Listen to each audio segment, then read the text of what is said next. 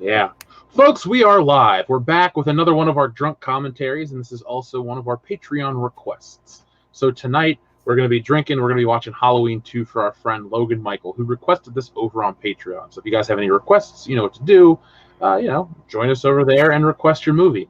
But you can't do repeats. So you can't do Mother and, there's a lot of movies we've done already, so you can't request those. But pretty much anything else is fair game.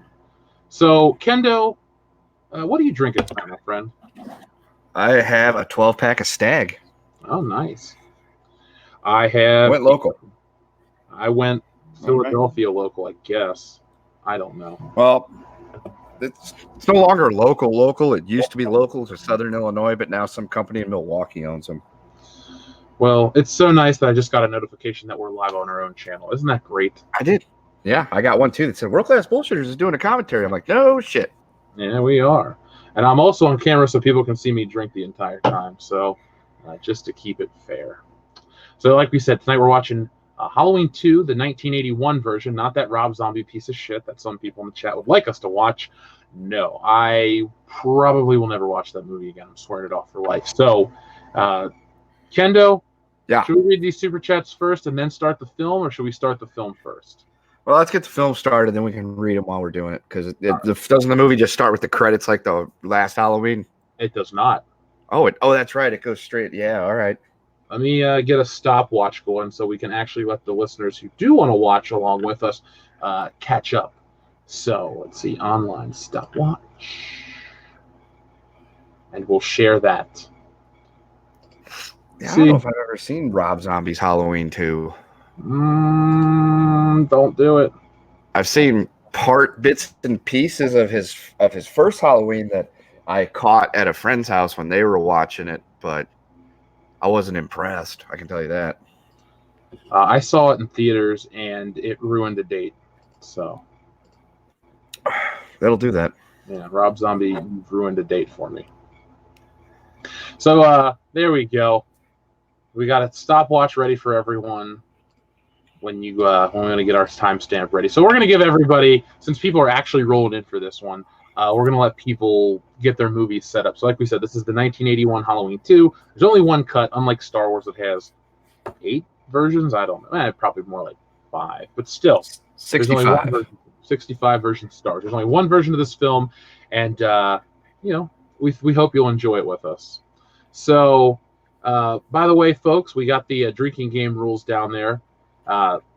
We got blackout drunk for Captain Marvel, so we know we're not going to have numbers tonight. But if you want to see us do that, there you go, right there. That's exactly how you do it. Girthy Gamer SD says, "Fun fact: Michael Myers walks past my old house in this movie."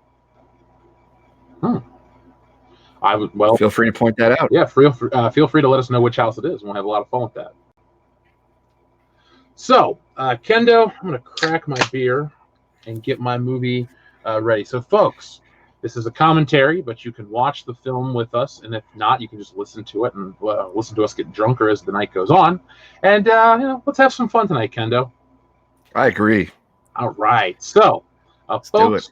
Get your timestamps set to 0 and press play right now. Okay, here we go. So, Kendo, we had some super chats, so let's start drinking. First off, from Darth Kiko, he says, "Sup, guys? Can't make it to the watch party, but chug some beers for me. Party boob!" All right. Party boob indeed. We got another one from Logan Michael Anti-Funko Pop that says, "Happy Friday the 13th. This is going to be awesome. Did you see that NECA is making Toonie Terrors NES Jason and Freddy figs? Also, the pop, very gay." I did not, Logan Michael. I did not see that. Take a drink for your super chat. But I didn't see the Toonie Terrors.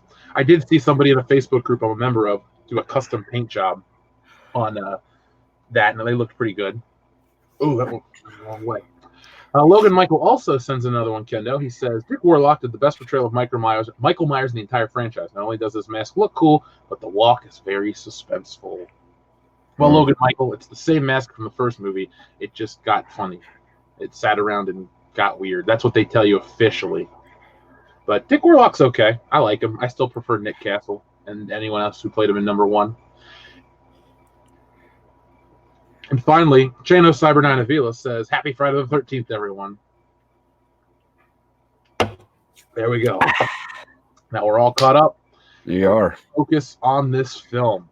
So, little Tommy Doyle, or Tommy Jarvis' Halloween. Tommy and Lindsay, they're running out of the house, and here comes Dr. Loomis. Now, obviously, Kendo, you know that this is all footage from the first movie. I was not aware of that. Oh, okay, yeah, this is all from the first film. So this is a Never have seen the first movie. I know, but it's kind of funny. It's kind of fun though to watch when the film breaks from this one to the newly shot stuff. So, right, I enjoy that. God, I do love this scene in the original. The only thing that sucks about this version is that the music's different. Yeah, got the nice suspenseful stuff. They replaced it with this like weird hum. I don't know how to describe it.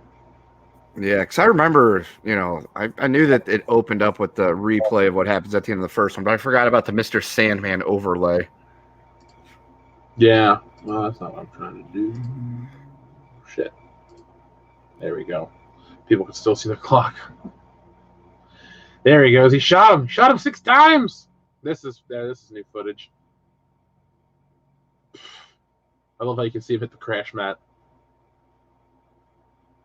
That's my number one complaint for the first Halloween. Like the way it's edited, where he gets shot, it just shows him like jump off the balcony.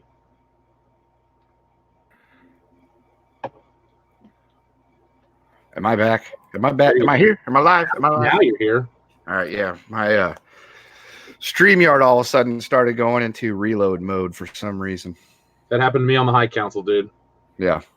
So I don't know what that was. It was just, I don't know if it was catching up or something or what, but we back. There we go. Now we're in the new footage. Donald Pleasance is completely different looking, but hey, that's cool. See, I love how this movie's just a continuation of the first. Yep. I'm trying to think of other movies that do this, where they just literally pick up where the last one left off. Back to the Future 2. Yep. And 3, sadly. Does John Wick 2? Yeah, John Wick 3 picks up after 2 directly. Yeah. Does 2 pick up right after 1? I don't know. I can't think off the top of my head. Trying to think, yeah, because it ends with him walking off after, he staples himself back together and rescues that new dog. I'm trying to think of how the hell John Wick 2 starts. I don't know. What other movies do that? No Bond movies do that. Rocky 2, there you go. And the last. Yeah, I was going to say Rocky 2, yeah. Yeah, Rocky 2 picks up right at the end of Rocky.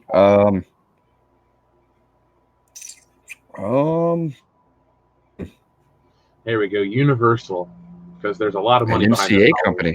I know, right? Dino De Laurentiis. His granddaughter is Giada De Laurentiis, who is fine. Oh yeah, the chick with the big forehead that makes food. Yeah, the big teeth and the nice boobs. Yeah, she can cook for me anytime. Yeah, she's pretty roll tide. I like Italian food, so. Here we go. Here's the credits starting. This music's a lot gnarlier than the music from the first one. It's got that gothic feel. It's got the organ. It's got everything. Yeah. I guess after the success of the first one, they were all in on this one. Which is weird because this is an example of less or more is less. So the first Halloween had a budget of $300,000, and it's a superior film in every way to this one. Yes, this one has more kills, more locations, better actors in quotations, but you still get a fantastic movie. This one is fine. It's very good, but it's very much inspired by the Friday the 13th films that had come out right before this. So Friday the 13th came out the year before. This comes out 81. I think Friday the 13th Part 2 comes out in 81 as well. And yeah, those were back to back. Yeah. Friday the 13th Part 2 to 3. That's the same continuation. There we go, right there. Dr. Body Hammer got it. Yeah. So. Yeah. Oh, isn't 4 to 5 kind of a continuation because it's got Corey Feldman in both of them? Kinda, but it's a flashback. Oh, okay.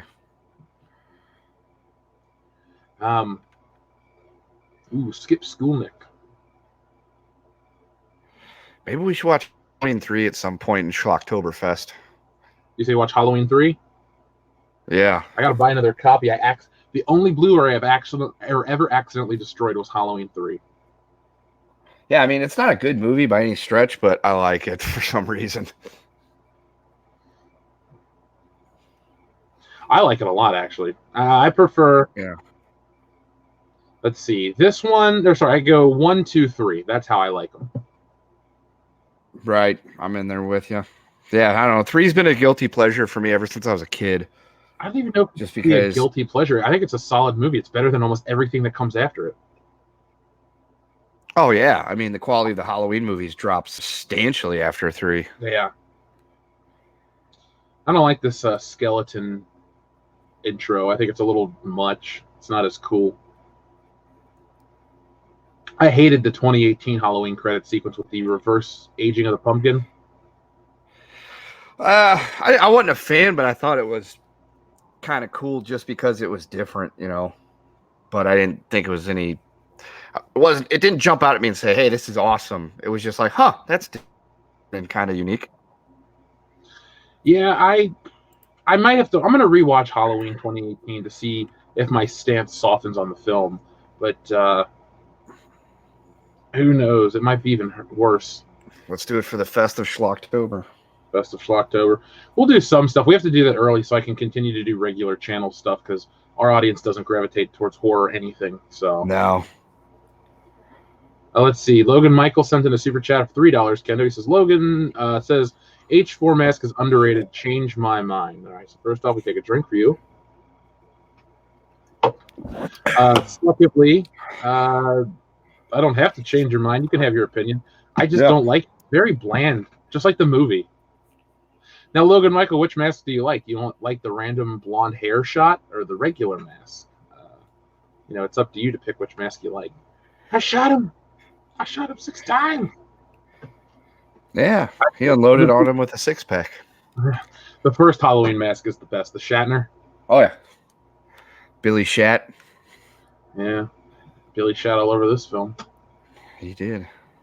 Hanging up stuff on a clothesline. Nobody does Those were the days. that. Yeah, this lady looks like Jean Stapleton. Got hit in the face with a hammer. She looks like Jean Stapleton now that after she's been dead for 7 years. She looks like Dusty Rhodes, really. Oh, the dream, Dusty Rhodes here making a sandwich on Halloween. Look at that shitty ham. It's like all chunky and broken. Ugh. It's a country ham that comes out of the can. They're watching Something by George Romero. Night of the Living Dead. You know why they're watching it? Because Michael Myers should be dead and he's alive and it's night. No, it's in public domain and anybody can show that movie for free in a film without paying anything. So what you're saying is one time we should watch that for free and show the audience and have a good time. We've done that before, actually. Oh, have we? We'll do it again, though, because the video is gone off the channel. Those glass bottles of Coke make me think of some special almost cola. God damn it. That's rum ham, Jeff. It is. Rum ham! It's the rum ham coming to you live from Dusty Rhodes' kitchen. Times, baby, so we got to get Red watch party. Don't worry. Oh, yeah. Because everyone can join us. Well, didn't we also plan on doing one for fucking Nosferatu one day? Yeah, we should just do weird ones. Nosferatu. Because that's she's got some ketchup. No, that's blood. But she was going to put some mustard and some mayo on her rum ham sandwich. So my biggest complaint about Michael Myers in this is that his suit is completely different. Like, yeah, you think it'd be the exact same suit that he was wearing at the end of the last happened right before this movie took place. Yeah, it's completely different. Different collar, the way it's worn. I mean, I can understand. I can't understand the mask being different, or being whatever. But like, this just is a completely different suit, different zippers. I guess in 1981 they don't think about those things. Take your top off.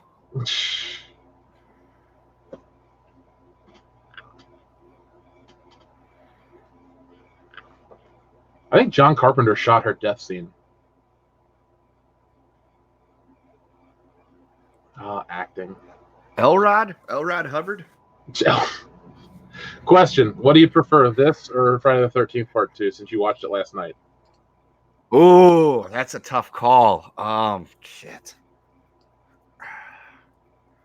Probably this, just because I like the Halloween movies better than the Friday the 13th movies. Yeah, same.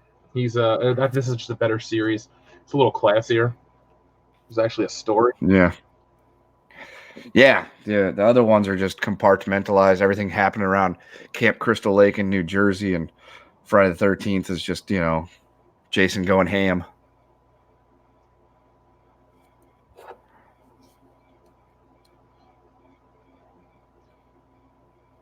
I remember this was okay. So funny story about this movie and me. I went out to my favorite aunt's house, and we had gone to the pool because she lived in one of those communities where they had like a community pool. And we get back, and this starts playing, and I'm like, oh, I'll just wait. All right, this movie was on. I was like, I'll just wait out in the kitchen until it's over because I didn't want to watch a horror movie at 6. Yeah. And like, just started. You have to watch it with us. So they made me watch it, and I did not sleep very well that night. Huh. The part with the hammer to the head got me. Yeah, got that guy too. Yeah. There we go. Random kill. I do like how they try to up the blood ante. Yep.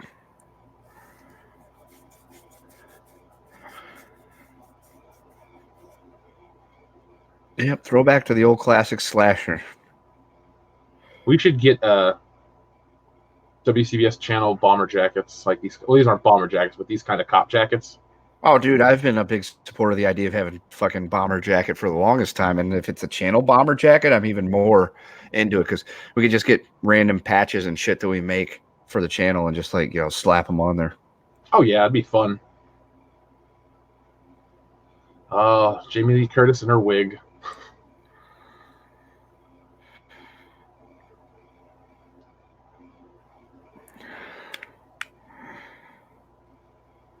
You think she's the one of the best final girls in any slasher film, or do you think because of her career afterwards, she's rated up a lot higher?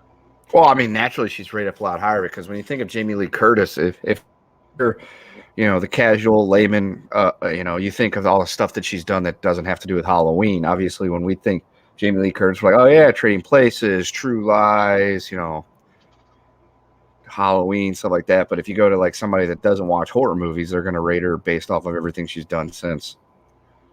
Yeah. True. I just was wondering if you can accurately ever judge her performance in this, but I'm going to still say I can. She's better than all the final girls from any of the Friday the 13th. Oh, yeah.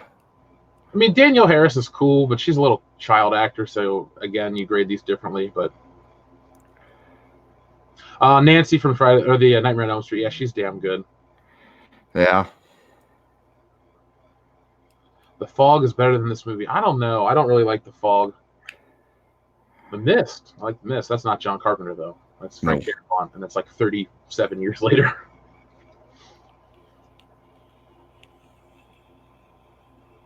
So the original idea, I believe, for the next Halloween was like they're doing something different for Halloween 3, and then each subsequent Halloween film that would come out each year would be like an anthology where they do something different.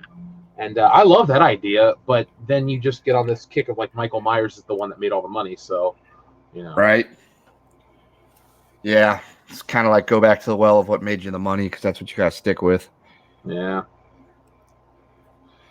By the way, Logan, Michael, if you're here, I just looked over on my random shelf. It's not really random. I keep a lot of shit on it. I found this, so you can see what that is. There you go. A little Michael Myers action for you.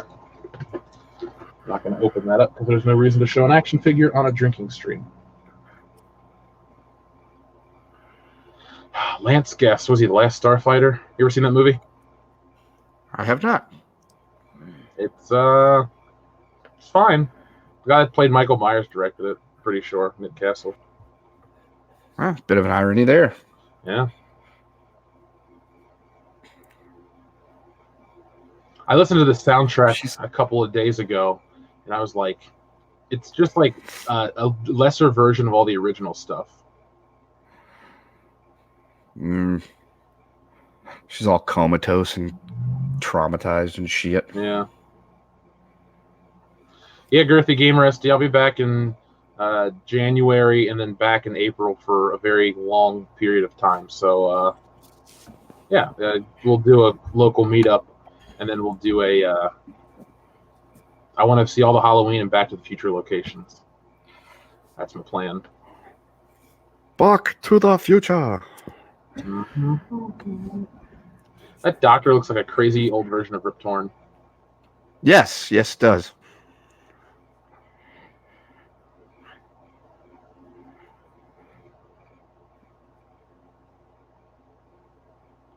And the needle. Load her up on the goofballs.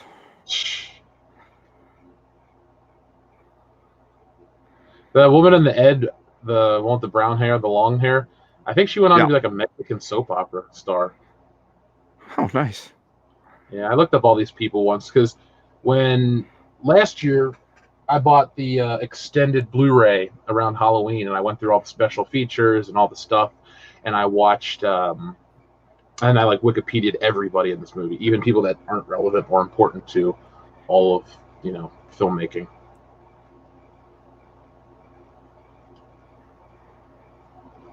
And she's out. So let's see what she did Really between hopping her up on the Halloween meds. Halloween 2. Let me look that up. Who, Jamie Lee? Yeah. Just they're mostly horror movies. Yeah. Let's see. She hadn't started making Activia commercials yet. Activia. Okay, let's look at her filmography. Yes, she's a good-looking woman. Indeed. Filmography. Okay, here we go. So between Halloween, she did The Fog, Prom Night, Terror Train, and Road Games. I've seen everything but Road Games. It's an Australian horror film starring Stacy Keach and Jamie Lee Curtis. Huh. It's got a hell of a poster. Stacy Keach was in some Cheech and Chong movies. He was Sergeant Stadenko. That's right. Come in, hard hat. Come in, hard hat. Bye-bye, lard ass. Hard hat. All right, we need to see this movie. What, Cheech and Chong? No, the Road Games. Oh, okay. It sounds pretty awesome. It says the film follows a truck driver traveling across Australia who, along the way, with the help of a hitchhiker, seeks to track down a serial killer who is butchering women and dumping their dismembered bodies along the desolate highways. Well, then we have to get Coco on the case to find us a copy. Grand Inquisitor sent us a $5 super chat. Kendo, time to drink. He says, they call it alcoholism, but I call it liver CrossFit. Drink, biatch. Lick that muff button. Lick it good. All hail the fandom menace. Party move for life as Ben Tramer blows up. Yeah. Fucking Ben Tramer. Hit that kid. Hold on. We got another. Oh, that's an easy. Another one. Say, Trash Fan asked the question: would you rather watch Michael Myers or Chucky? That's a no-brainer. Michael Myers all day. Yeah. By the way, we got another drink from Logan Michael. This is a $3 one. He says, "No one. Ben Tramer, flames."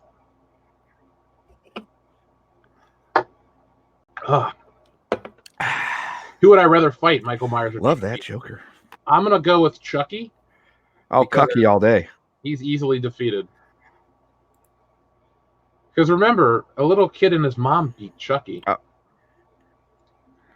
My favorite line of any horror movie. I thought we were friends till the end. This is the end, friend. And burns him a lot. Well, he's not alive. He's a doll, but you know. Yeah, I mean, you could totally just fucking punt kick Cucky across the room. Yeah, we could easily break him apart. Because he's got to do that whole ritual to get his soul into another body. So if we just rip him apart, he can't do the procedure. Uh-oh. We got another super chat, so I got to crack a new beer. This comes from Modalicious. It's a fiver, Kendo. Yeah. R-rated Disney Aladdin. Sharia law has Jasmine stoned to death for being a harlot, and Aladdin loses his right hand for stealing. Sultan is beheaded by Jafar. God damn. I'll watch it.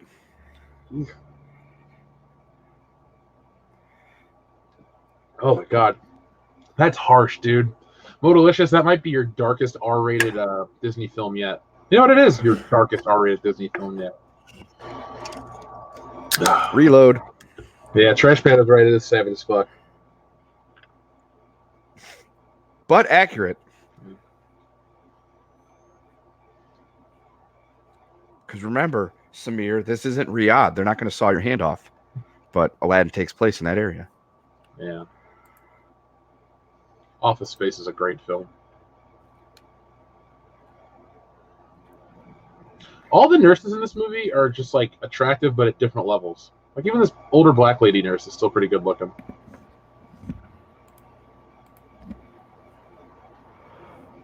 If you were going to cast a horror movie, would you go for realistic male nurses like a Gaylord Fokker, or would you go for all hot lady nurses?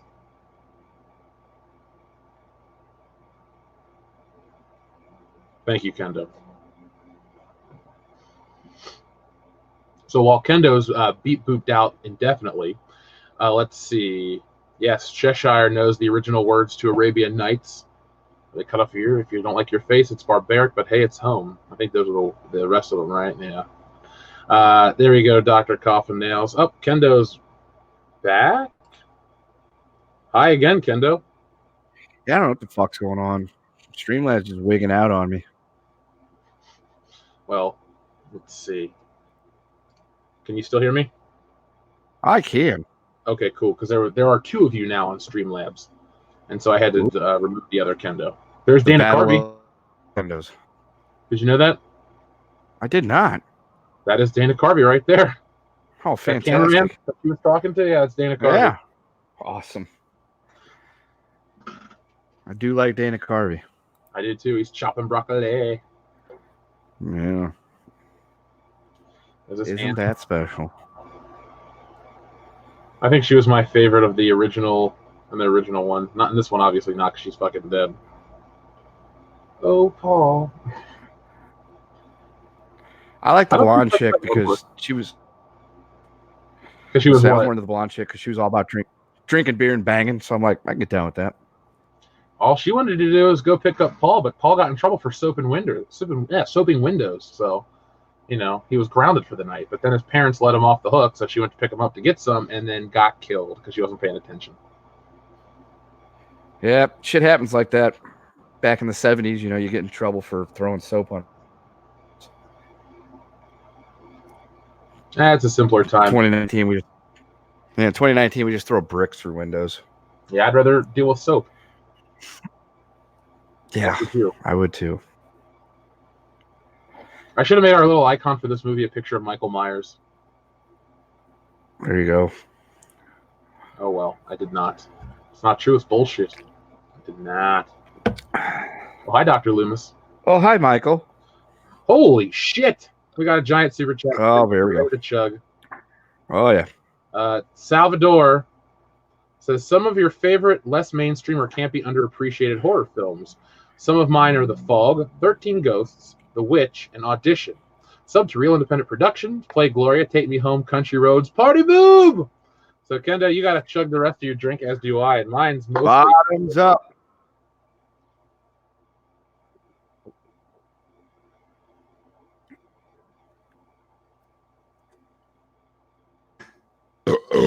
Oh. Woo! I just opened that too. Thanks, Salvador. Sorry for the burps, folks. Yeah. Wow. And it comes territory. Ah, shit. Some of my favorite less mainstream or campy or underappreciated horror flicks. I mean, I enjoy The Faculty, even though that's not really underrated. Dead or Alive stream when you eat pudding. Yeah. Dude, Girthy Gamer SD, you're my kind of listener. Demented, and you get all the gross references. So I don't know if I can do that, but Kendo might. What's that? Dead or Alive, or not Dead or Alive. Sorry, Dead Alive. It's Peter Jackson's What's that? second. Maybe it's his second movie. Yeah, it's one of the most fucked up horror movies you'll ever see. I'm down. Let's give it a shot. One of my favorite horror movies. Yeah, go ahead. Stitches, huh? You know how I feel about that movie? I love that movie. I thoroughly enjoyed a film called The Den. It's about a girl that gets kidnapped and put on the dark web. They figure out who she is on the dark web, and then they kidnap her and turn her into a sex slave. And she tries to escape. It's really fucked up because it's one of those like found footage movies, so it feels kind of real. Nice. Other horror movies I like that are under. Let's see. That Tales from Halloween movie we watched a few years ago. I really like that one. That was decent. Not Father's Day. No, that was awful. Jake Pliskin's a loser. But I did get to meet Uncle Lloyd over the weekend, so Nick has still not sent me those pictures. Oh, nice. Bastard. Fucker. Hold on. Get another beer out, Kendo. Logan Michael. It's got a $5 on us. All right. Yep, no, I've already got one on. I grab 3 at a time these days when we do these streams. I have an entire case under my desk, so I don't have to get up.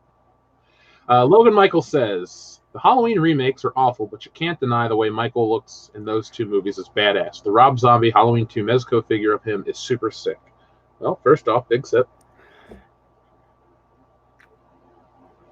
Well, secondly, film-wise, I hate him.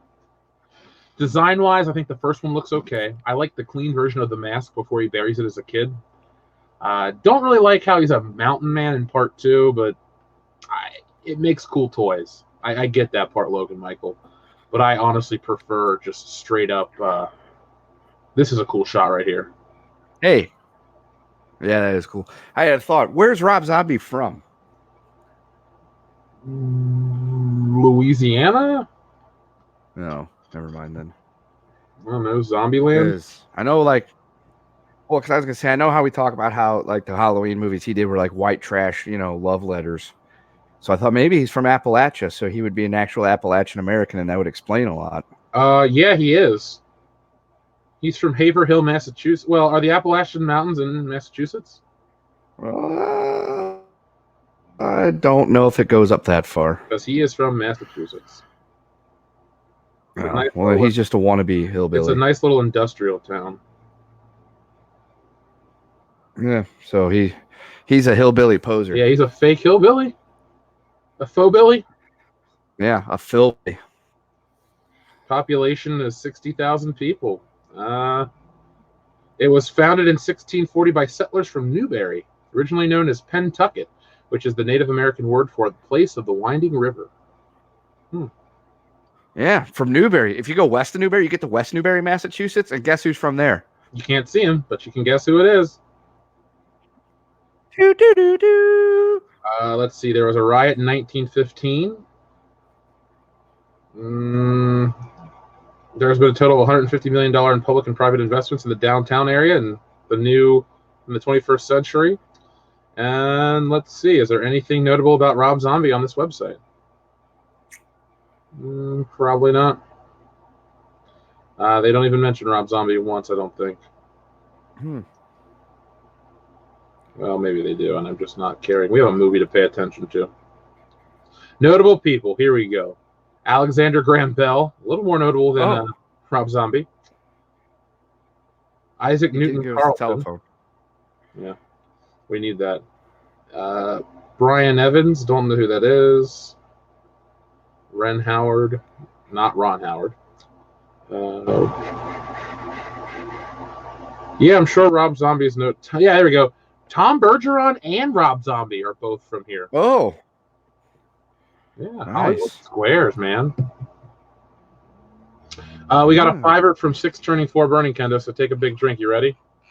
Big drink coming. Speaking of R-rated Disney, there was an R-rated Cinderella made in 1977 where she had a magical vag. I saw it way back when Skinamax was around. Huh.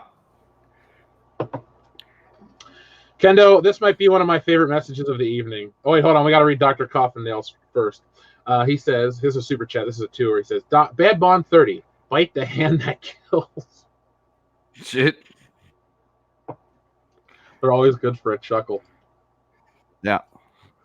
Listen to this. Dorothy Gamer says, who, Kendo? Tell me. The time is now. Yeah. I think he's in on the joke. Dun, dun, dun, dun. I love this ambulance driver. Oh, amazing grace. Come sit on my face.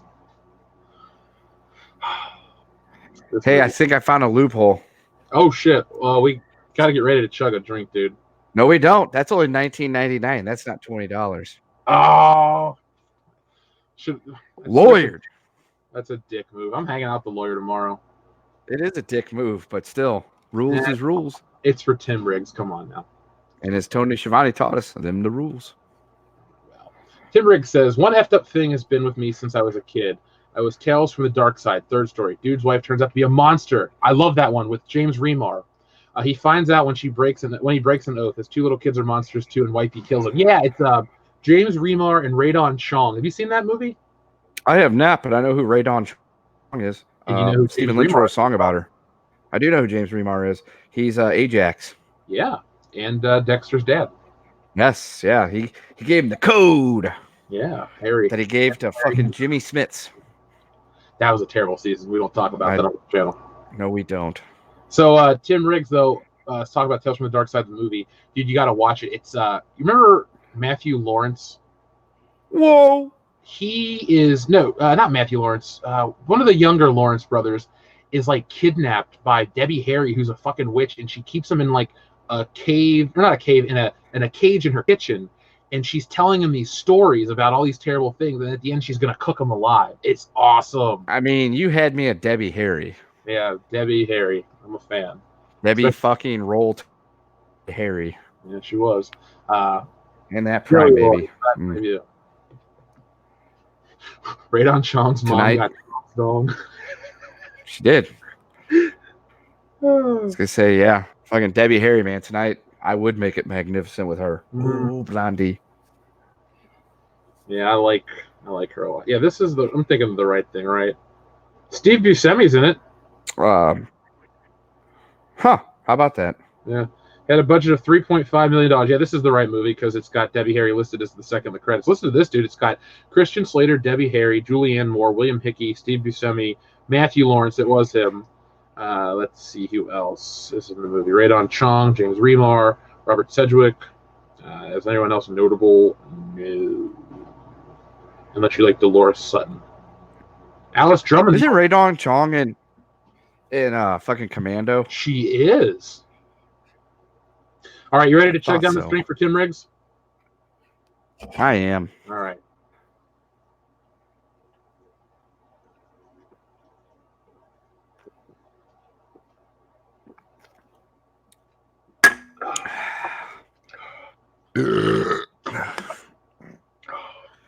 All right, be right back. Joe Boo needs a refill. All right, you go get that refill.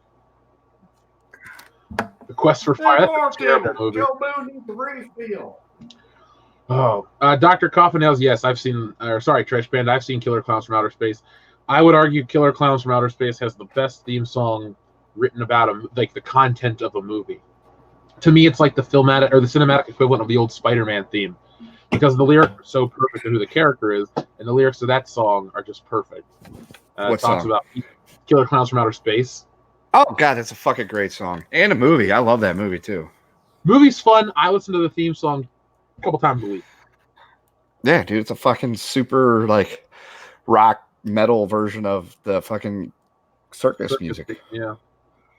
Yeah, Skirthy Gamer gets it. Kendo is Major League. Goddamn right. That's one of my favorite fucking movies. I love Major League.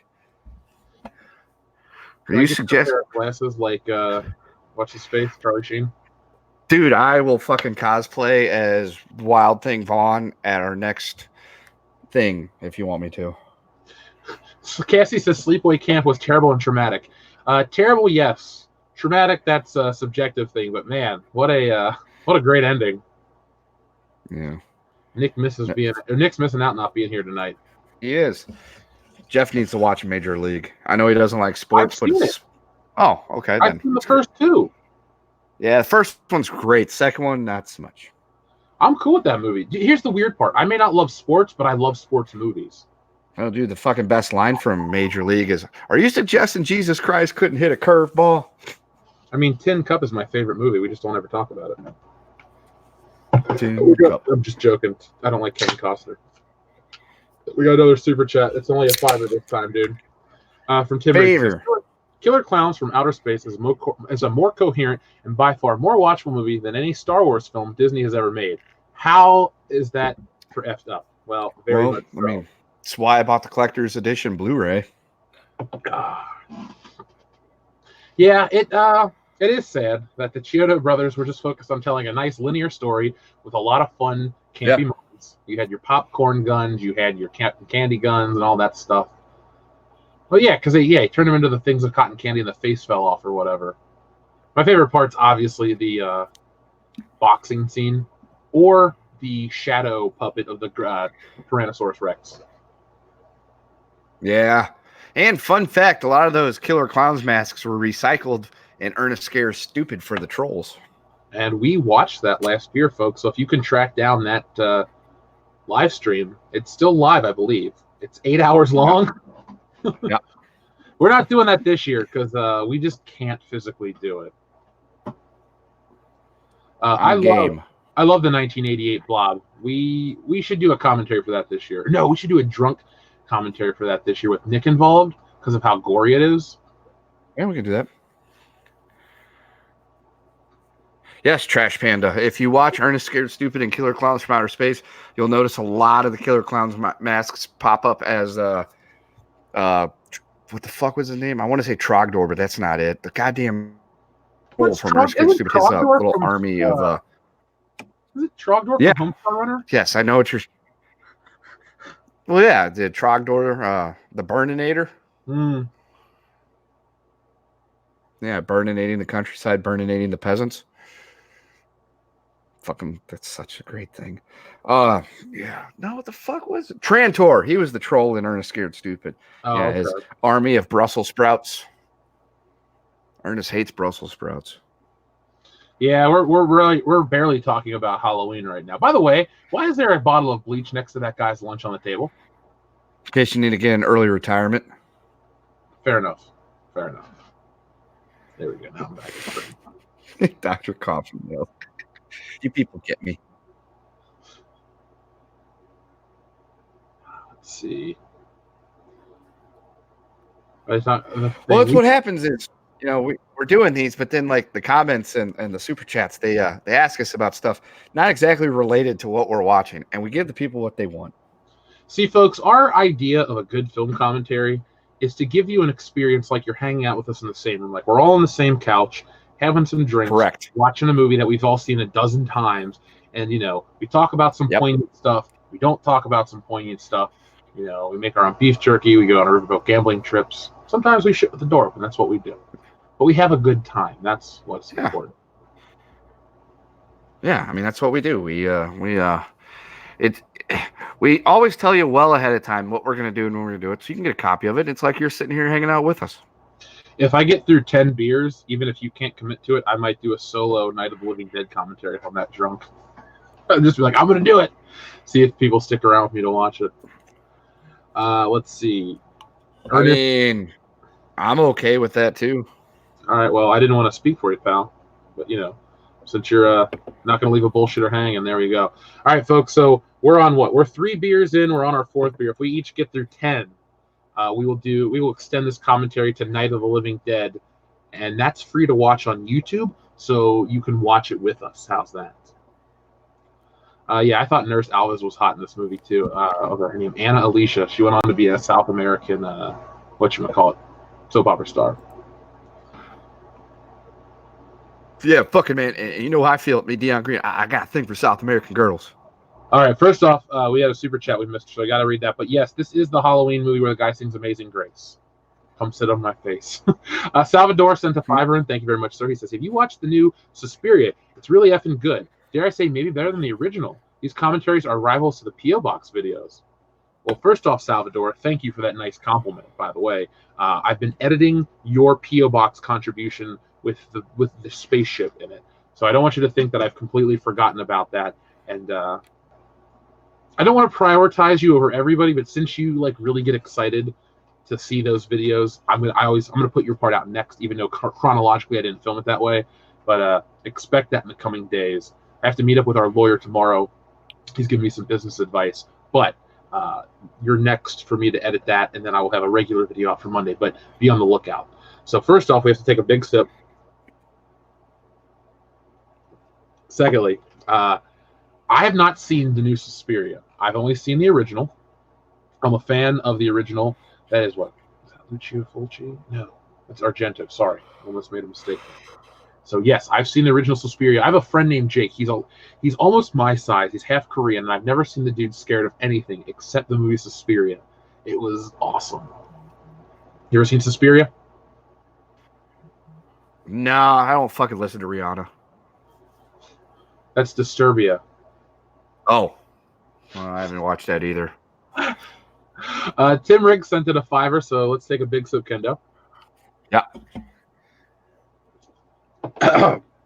Tim Riggs says, I need a drunk commentary for The Howling. Opens with a dude jerking it in Times Square booth and ends with a werewolf plugging on live news, or werewolf puggy on live news. Well, Tim Riggs, you are a patron. If that's your official request, would you please send it to me over there so I can add you to the list, and we'll make it happen. And if you want to join us, you're more than welcome to. If you want us to do it on here like we're doing for Logan Michaels' film without him, it's up to you. So, Tim, you know how to contact all of us, dude. You just make the call, and we'll gladly do that for you during October.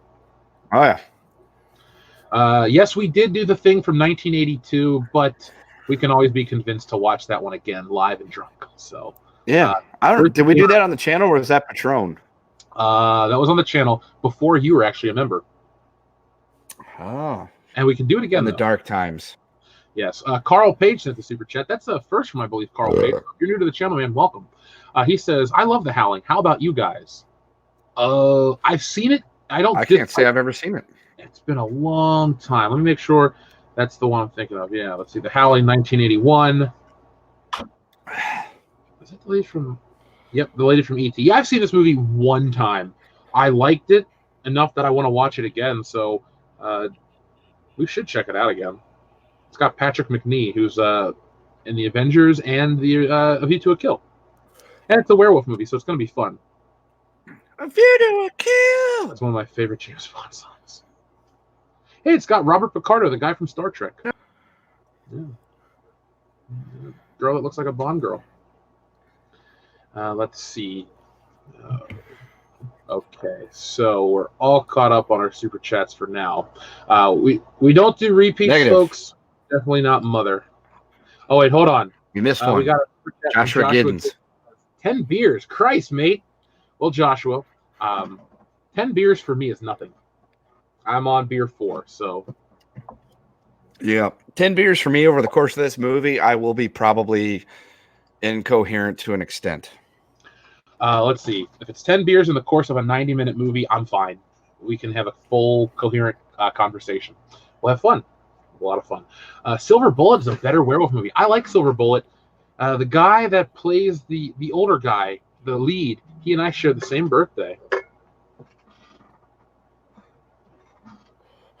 If you're a Patreon and you're listening and you want a good horror movie, request the Midnight Meat Train. That thing's fucked. Ooh. Girthy Gamer HD, or just Girthy Gamer SD. Some of the stuff you keep talking about, I like you. It makes me like even more. I love Fright Night. Yeah, it's a fun one.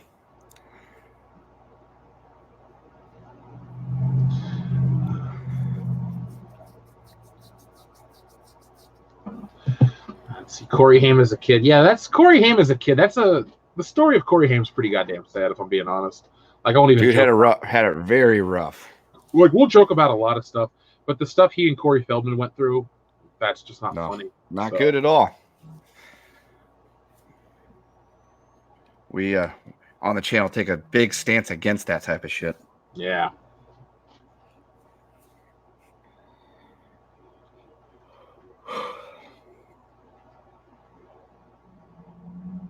Oh, Girthy Gamer SD says he's a former film student in LA location expert. So if he's the expert, he's Mark. But he didn't hit her, right? Well, that'd be Tommy. That'd be Tommy. So from now on, Girthy Gamer SD, we're just gonna call him Mark. His name is his new name is Mark Guerrero Street. By the way, I know we only have 128 watching tonight, which is incredibly low for our channel, which is fine, though. This is an odd time. But can we get some thumbs up, please? We are going head-to-head with the fan cast. Oh, Jesus. Oh, Maximum Overdrive commentary now, somebody says. Well, you're in luck. We did that at the end of our Halloween stream last year. So if you want to dig into the archives from a year ago, it was the last one we did. Ooh, The Lost Boys. That's one of my favorite movies. I have not watched that movie in probably about 20 years. It's the best Joel Schumacher film. Falling Down's pretty damn good, too. Fuck, I love Falling Down. That's such a good one. The thing is, as a kid, you Watch falling. The meme is like dead on falling down as a kid. I don't get it, or something like that. And then as an adult, it's like I completely understand this guy. That's true. I watched that movie with my dad as a kid, and I'm just like, this guy's pissed off. Man, that sucks. And as an adult, I'm like, I totally understand everything he's going through, and I completely empathize with him. I love how we're talking over a makeout scene with douchey Italian guy and douchey nurse with too long of hair. Her hair's nice. I don't know. I'm just used to dating somebody with short hair, so it's like throwing me off. But long hair's great. Yes, the Lost Boys is so well made. It's like adult Goonies. Yeah. Yeah, I love the hell out of that movie. The weird thing is I didn't see The Lost Boys until I was like 24 years old. So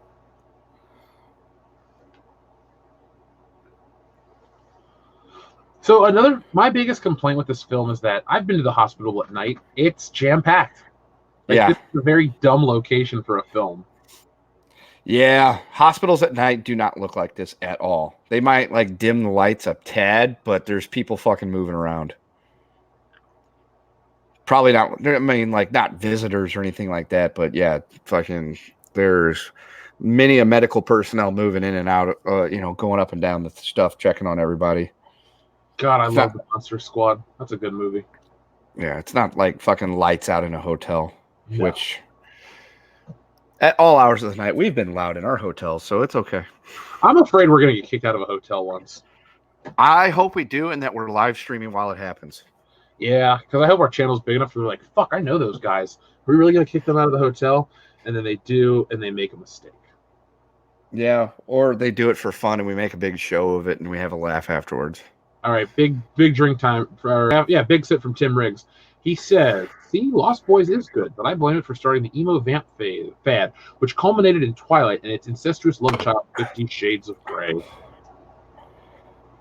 Oh, dude, Nakamikado, hospitals or hot tubs in a hospital, in like the physical therapy section, because not all hospitals are all like triage. I mean, some of them are like inpatient shit and like medical stuff. So sometimes they've got those for like therapy and things.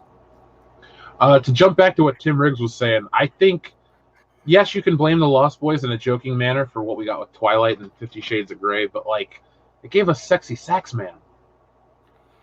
And, those are not real. Hello. Yeah. I don't care if they're not real. I'm still putting my face in between them going, I'll become Dion's little horse, Dion's special horse, Little Biscuit. Logan Michael Anti-Funko pops into the fiver, Kendo. Take a big sip. Let's see. He says, I love NECA, but us Friday the 13th fan base have gotten screwed over. We could have gotten the Ultimate Part 7 and 8 figures, but it got in the way. Well, I understand where you're coming from. Did they ever officially say publicly that the Pennywise figures negated Jason releases? Because there's a rumor, I'm a wrestling game fan, and they always would say, your fans would assume that because you got like 10 versions of The Undertaker, you lost out on some independent wrestling darling like a Johnny Gargano or somebody. Johnny Wrestling! And then you find out that that's not the case. They just couldn't get him in the game. So remember, Logan Michael, the Victor Miller lawsuit is the reason why we didn't get a lot of the Friday the 13th stuff. And from a business standpoint, if every normie and their aunt is buying Pennywise toys, you can't blame them. But at the same time... Ooh, ass. Not a good one. Not the kind I want to see. At least he's not hanging dong like Thunder Gun. Yeah. I was hanging dong too. That was like a button on a fur coat. That's a great episode. Yeah. Monster Squad Trash Panda would make a great commentary. Maybe we do that too. Kendo, if we could find the time, we could turn our Schlocktoberfest commentaries could be weekly drunk ones, because normally we do them monthly. We could just knock them out weekly. Not have to be the same day each month or each week, but find a time and give the people what they want. Give these people air. Well, sir, I got some news about that, and I'll tell you off air. All right. But Tim Riggs gave another $2 super chat that says, got to keep these boys drinking. All right. I'm going to finish this beer because of that $2 super chat. Tim Riggs, thank you very much. All right, that is 4 beers. Like I said, if we get to 10, we're going to do a Night of the Living Dead commentary directly after this, and that is on YouTube, and you guys can watch it with us. Tube. Yep. So I'm off. I've completed my first row of beers from this case, and not really feeling anything yet. Let's see. Could you imagine? I'm feeling full. It would be horrific. You're this woman. You're about to get an awesome dude. You know, you're denying him the sex. You look over, you kiss his hand, and it's not him. You would think that when she looked over at the hand to kiss it, she could tell it's not him. Yeah, and he's got a fucking sleeve, a different colored sleeve. That guy had a blue shirt or a white shirt on, not a black jumpsuit. You know, I've had my own plethora of significant others in my lifetime, and I can tell their hands. Yes, that's true. Jesse's got tiny hands. By the way, this death is fucking gnarly. When her face comes up and it's all like blistered, right here. Oh, he's just turning her. He's just cooking her like she's a lobster. Yeah. By the way, we are watching the original Romero. If we get to the 10 beers, we're at 4. Crack that bitch's claws open and pour some garlicky butter all over it. I do enjoy lobster. Ooh, dude, man, fucking Street Elmos. Oh, Street Elmos fire. She looks like Jeff that man with lobster. Rock lobster. Do. Hello, Watch us get fucking struck because of that. What that? Like they said rock lobster and then did the fucking guitar riff. It was transformative. We were explaining the DGAF chord repetition rotation. Somewhere the B-52s are livid with us. Somewhere they're like, I want $8. Okay, here comes the narwhals. Uh-oh. All right. I got to get another beer. Salvador, with a $5, he says, Tom Anderson voice. Those damn hillbillies driving by my house again. I know. Tom Anderson, Hank Hill. Are you the boys that have been whacking in my shed? Whacking in my camper. Are you the VCR repairman? Yeah. Well, you boys, I need you to paint the house, and the tools are in my shed. No, I'm gonna go drink beer down at the VFW. No. I used to try to do Beavis and Butthead voices so much as a kid because that was a show you shouldn't watch at like 6, but you could, and you thought it was. Yeah, dude, I watched it. I was 10 when it came out, and I used to be able to do the Beavis and Butthead voices like no problems. As I've gotten older, it hasn't happened. Let's see. Girthy Gamer said he sent in a super chat, but YouTube's being weird. I'm going through all of them right now, Girthy Gamer, and you did not pop up, my friend. So, but Trash Panda sent in a 2 for Kendo. So you ready? He said, yeah. He's up. I want to see them zombie friends. Well, there you go. My pinky was up just for you there, Trash Panda. It's the Night of the Living Dead from Dead Town. Dead Town USA? Dead Town Usos. No, that was Umaga. Right.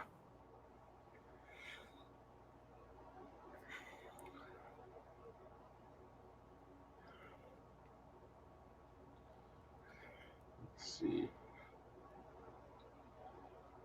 Crap. Let's see.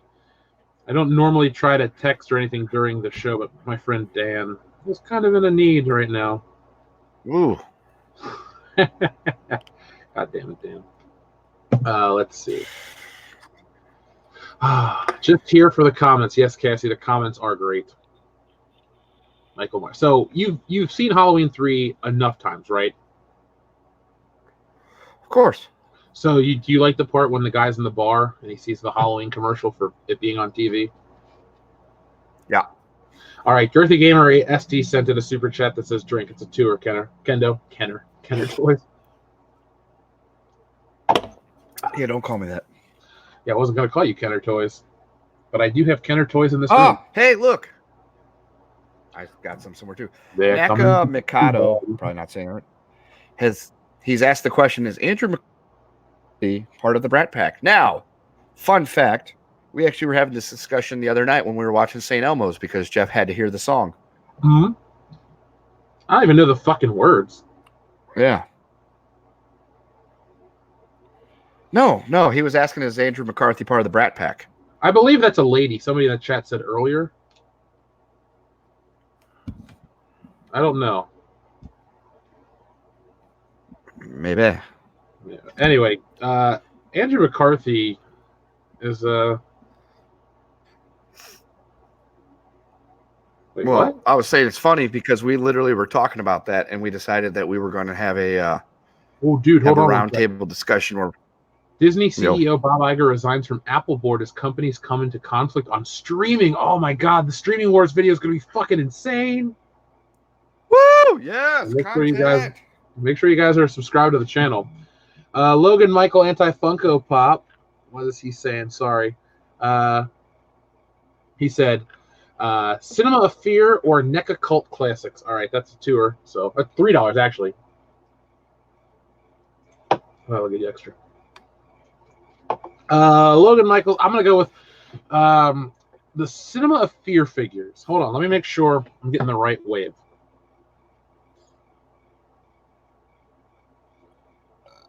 You know, Logan Michael, you make me want to work the Texas Frightmare show just so we can meet you, because I feel like we'd have a great conversation.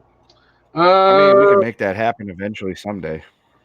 Yeah, Horror Hound's getting kind of pricey, but we'll see what's up. Cinema of Fear made great figures. I'm looking at them right now. I remember seeing these.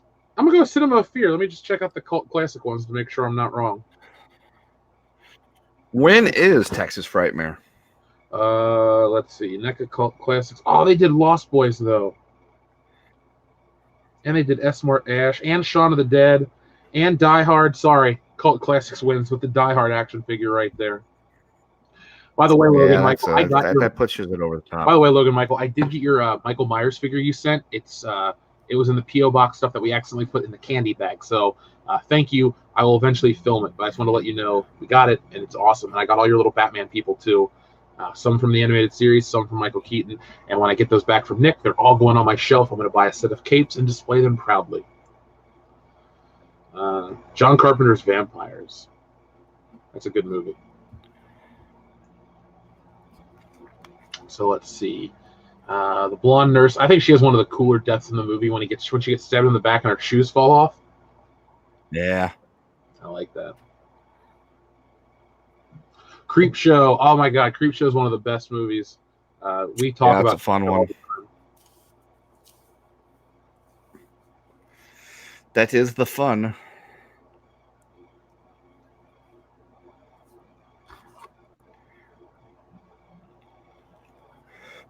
Mr. Trian. I hope I didn't, but I mean, whatever. Yeah. Aren't you watching Friday the 13th on Friday the 13th, Jeff?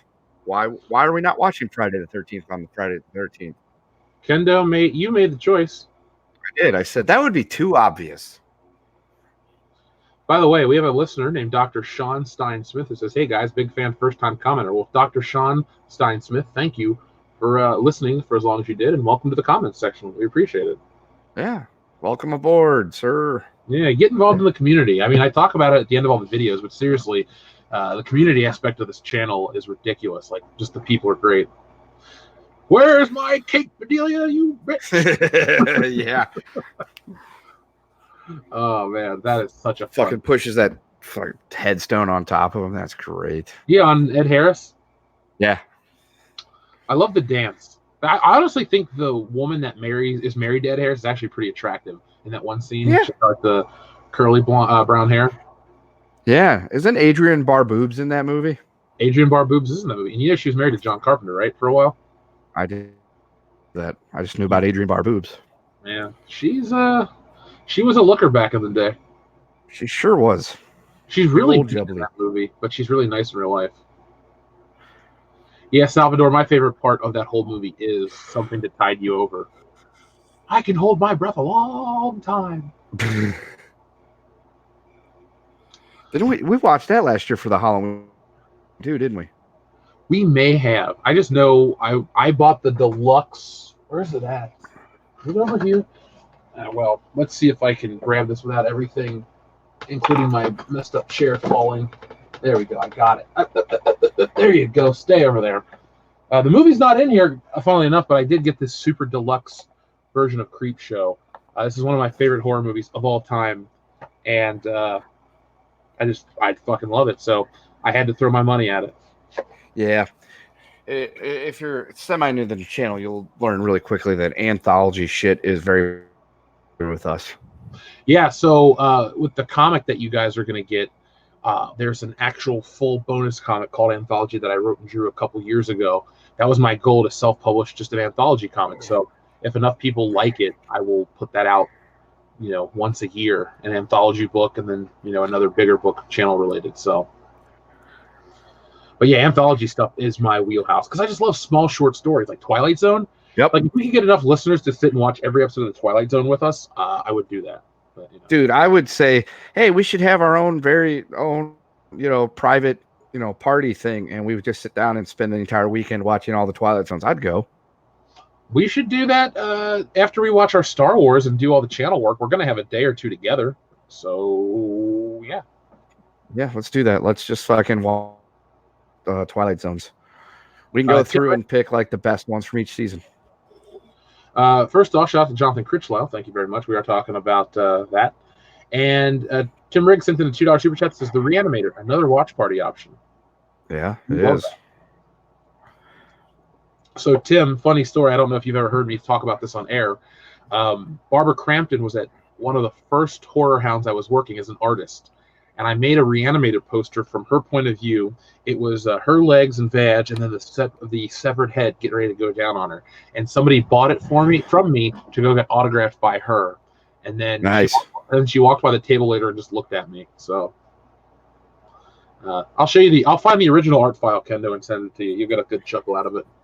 Well, at least she didn't die shortly after you met her. Yeah, that was the same weekend as China. Mm-hmm. Like I always say, China died. You had just met her. Coincidence? Can I meet Brie Larson? Dun, dun, dun. This week on Unsolved Mysteries. Update. Apparently nobody gives a shit, so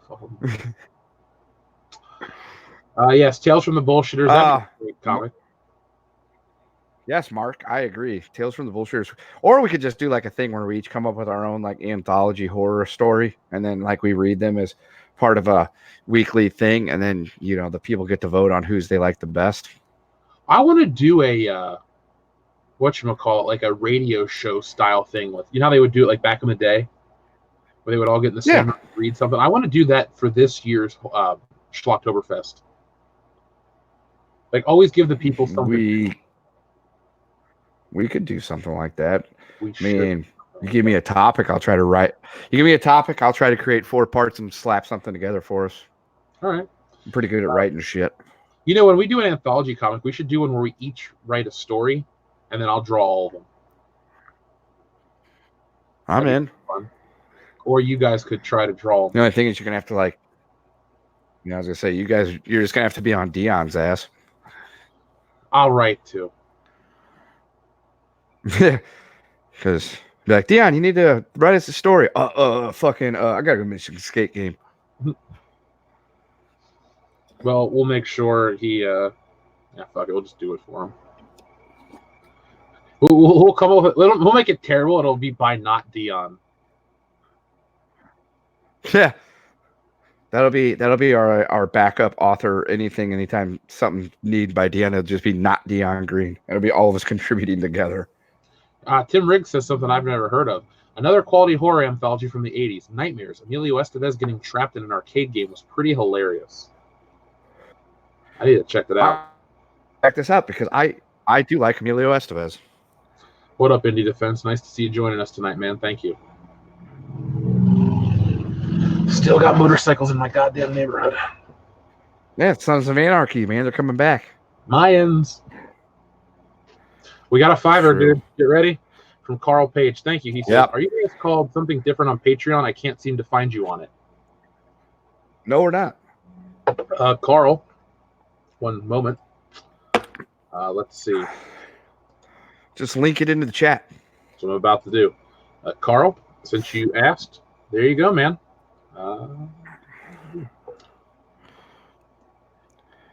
There you go, Carl. There's our Patreon link right there. Yep. It's on the drones.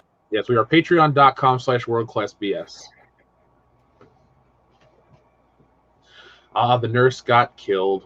So, okay, Kendo, in the TV edit of this movie, This guy actually survived. So in the theatrical cut, he's getting ready to slip on some blood, and then he's not in the movie anymore, or I think he goes out to the car and collapses.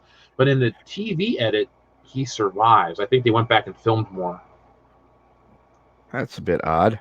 One thing I was going to tell you too is earlier. Okay, so when they were filming this one, they filmed some scenes for the TV edit of the original Halloween. So if you watch the TV cut, obviously they cut out some of the violence and some of the nudity, or all of the nudity actually. But there's just it's longer. I think it needed to be longer because for commercial sake. So there's like flashbacks, Laurie Strode seeing Michael Myers as a kid and all this stuff.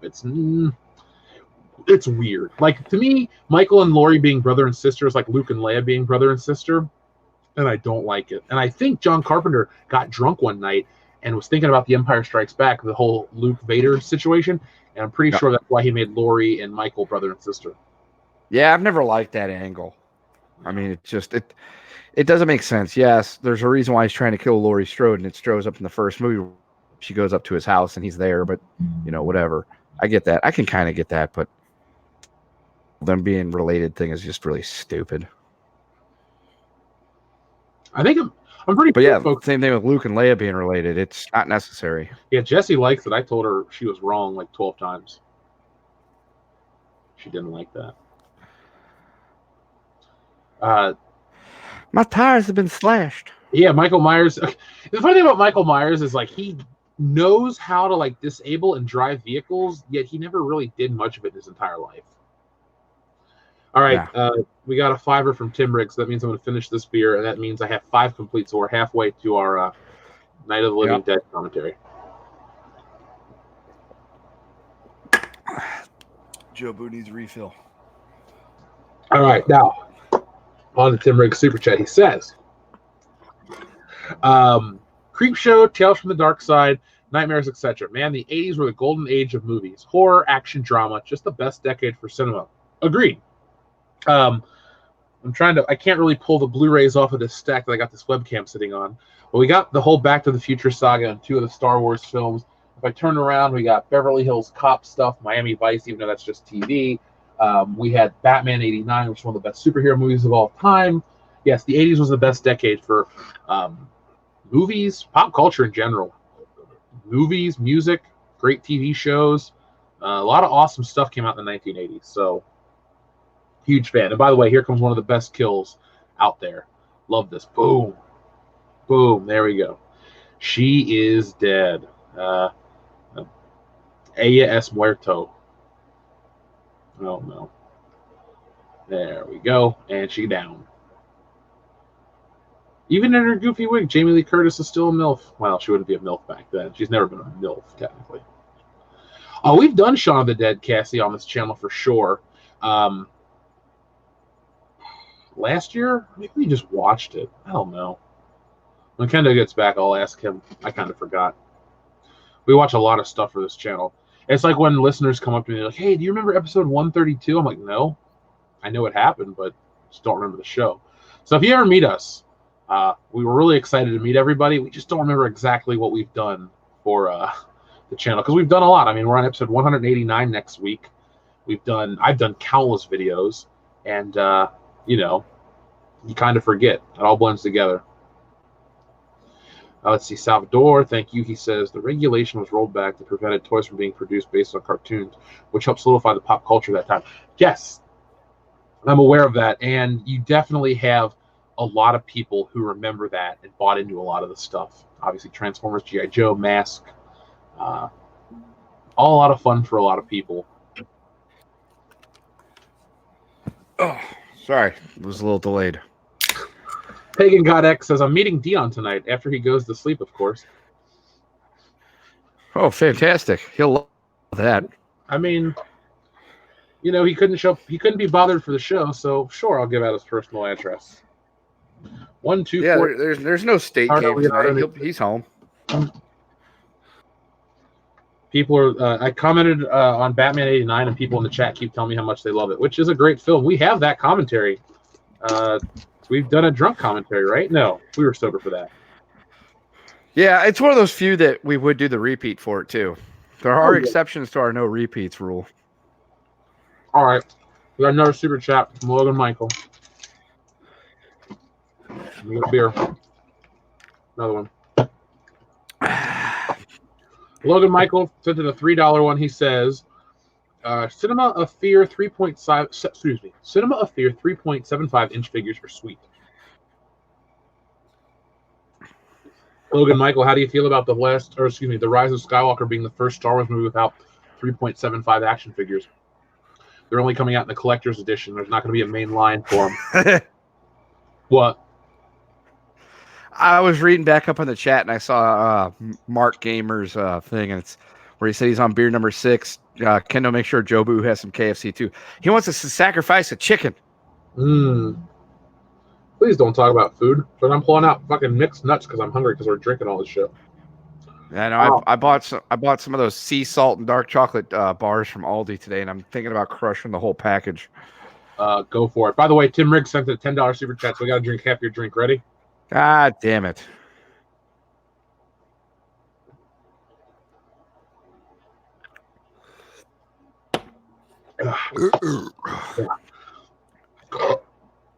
He says, how about everyone's favorite slasher movie? For me, it's Friday the 13th, Part 7. Jason traps the girl in the sleeping bag and swings it against the tree multiple times to get an R rating. I'm aware of that one. That one. That's pretty gnarly. You know, Tim, that's not my favorite kill of that film, though. My favorite kill is when the girl answers the door and Jason just whacks the axe right in her fucking head and throws her into the TV. I absolutely love that part. Excuse me. Yeah, as much as we say Friday the 13th movies after the second one are pretty much just shit, like they're really stupid, there are some fantastic moments in those movies. Oh, yeah. My favorite slasher is definitely Halloween, if you consider Halloween a slasher. I enjoy the first Nightmare on Elm Street, the third Nightmare on Elm Street. Friday the 13th Part 6 is my favorite of all of them. What else do I enjoy? I don't like any of the Scream movies. I think they suck. That Sorority House Massacre 2 movie we watched last year for Halloween stream. That's one of my favorite slasher movies. Well, I like just so stupid. Oh yeah, I liked all the ladies too. 12-year-old Kendo loved that movie. There's a reason why he was desperate to get a copy of it again to watch it another time. Mm-hmm. Yeah. Even at the tender age of 12, I knew I loved titties. Well, so did I. I would watch Beverly Hills Cop all the time because it had them in it. Yeah, there were some nasty girls in that movie. It's true. Do you know why they played that song in the movie? Because it's a stripper song? I don't know. Yeah, the stripper actually requested it. That's why it's not on the soundtrack or any of the subsequent releases, because they only paid for it for the movie, but not the actual soundtrack. So you have to get the Vanity 6 album to get Nasty Girl. Oh, dude, I gotta tell you something really funny that you'll appreciate off air, but I'm not gonna say it on air because I don't want to dox myself. Deal. Yeah, when the Nightmare on Elm Street scene where Tina got dragged across the roof is pretty awesome. Pretty gnarly. Mm-hmm. Yeah, Johnny Depp exploding was pretty great. I like how his mom finds him. I know that's really dark to say, but that makes me laugh. Yeah. Yeah, Tim, when he turns the guy into a marionette with the veins, oh my God. My mom saw that in theaters back in the day, and she still talks about how it really bothered her.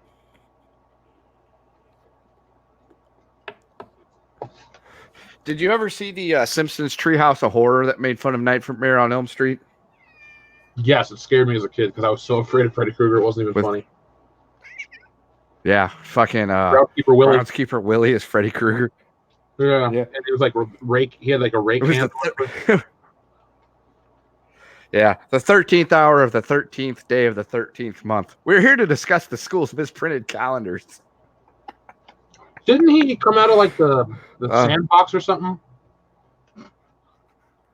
I think so, because he kills Martin when he's taking a dream. He kills him with the rake across the stomach or something like that. No, he gets part. He just scares Martin Prince to death.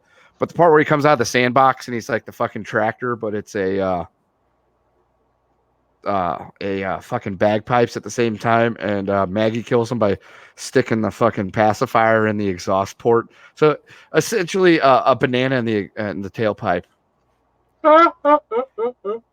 and that's how she kills fucking Freddie Willie. Folks, The Simpsons used to be really good, very good. I have access to a Plex server with every episode, and I was watching some of the Treehouse of Horrors. I might do that during October.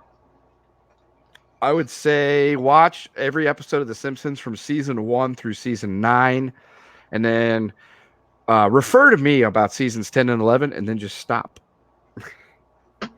Because after 12, it's garbage.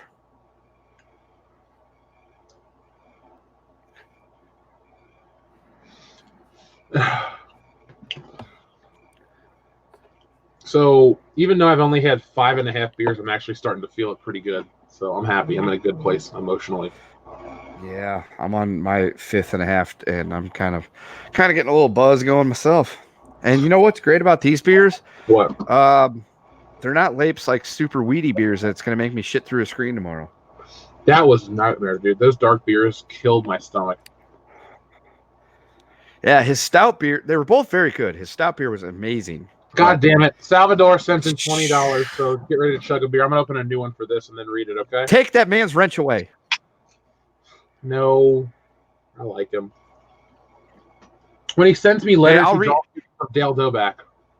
Hey, I'm gonna read his as groundkeeper. You've got the Shining. Oh, you mean the Shining? Shh. Do you want to get sued? I was more terrified of Skinner having those students killed and cooked in the cafeteria. Yes. Yes. Or they're sending the kids to detention, and they're being ground up into food to be served to essentially Soylent Green for the students of Springfield Elementary. And I'll finish my beer.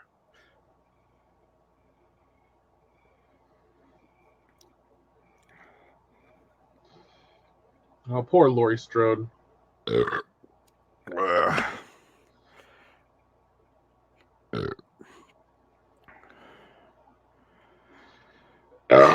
Sorry, folks. I know it's rude to burp in front of you guys, but it's proof that we are, putting our money where our mouth is. Oh, I'd never lie. I mean, here's all these cans, and then there's more. Ooh. Yeah, Treehouse of Horror had so many good scenes that are underrated. Treehouse of Horror, the ones that they lifted directly from like the Twilight Zone were always really good.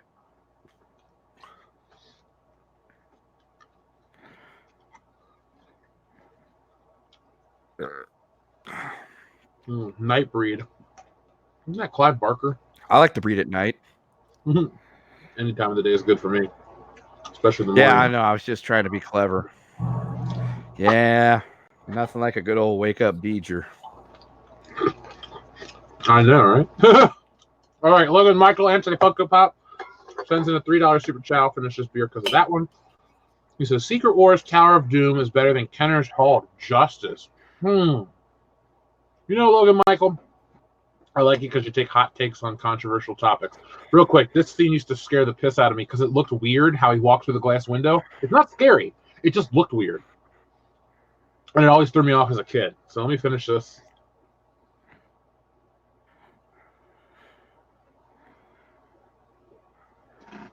That's beer 6. We need 4 more in the span of this film. Hang on. Jeff, you need to help me decipher Mark Gamer SD's. He says his favorite Twilight Zone episodes both have Shatner, the Devil Machine, and Monster on the Road Plane. I'm assuming Monster. Yeah, Roadhead, give him Roadhead. Yeah, so Terror at 20,000 feet is that one. So I get that one. But the Devil Machine, I'm trying to think of what the hell that one is with Shatner. That was a great one. Oh, dude, that's fantastic. Which one is that? What season is that in? I don't know what season it is, but him and his wife are on their way to New York. They stop in Ridgeview, Ohio, and they yes, Nick of Time. I know what you're talking about. Okay. Nick of Time is what it's called. Yes, Nick of Time. Yeah, that was like season 2 or 3. Cause he said Devil Machine. I was thinking about the one with Burgess Meredith where he's the devil and he's running the printing press. That's a good one. Printer's Devil. That's the one I'm thinking of with Burgess Meredith. That is one of my favorites. I fucking love Printer's Devil. Burgess Meredith, man, fucking dude rocked the shit out of some Twilight Zone, and then he played the Penguin.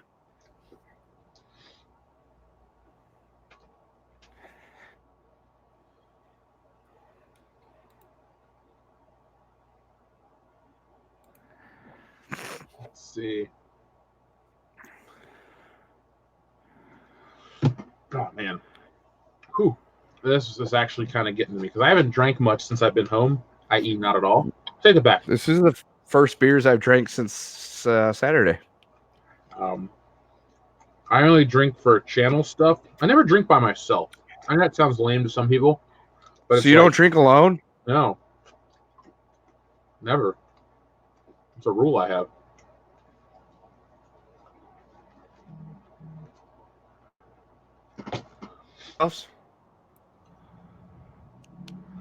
Gerd the Gamer says, "Call me Chris, not Mark." LOL.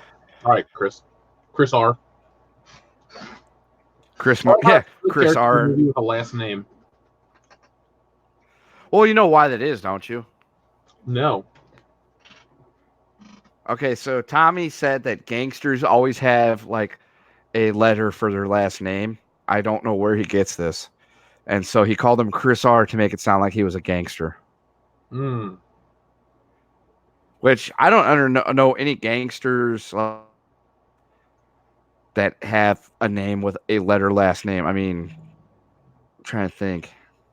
No, it's not ringing a bell. Hold on. Tim Riggs sent in a $5. So hold on, let me crack this beer. He says, "Need a horror movie? Party Boobs! Watch Party 2. Sleepaway Camp 2, maybe?" Wow, sorry, that was a gnarly burp. So let me. Oh. John Lithgow is no Bill Shatner. I take exception with that one. Folks, by the way, I'm on beer number 7. So we need, what, 3 more? 2 more after this one. And we'll get the Night of the Living Dead commentary rolling. They have like 9 minutes to do it. Unless we don't count the credits.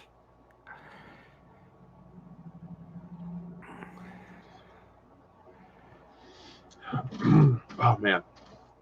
I'm enjoying these mixed nuts. Yeah, they're like nuts, but they're mixed. Yeah, less than 50% peanuts. The funny part is, though, normally I don't like the peanuts, but now it's kind of all I want to eat.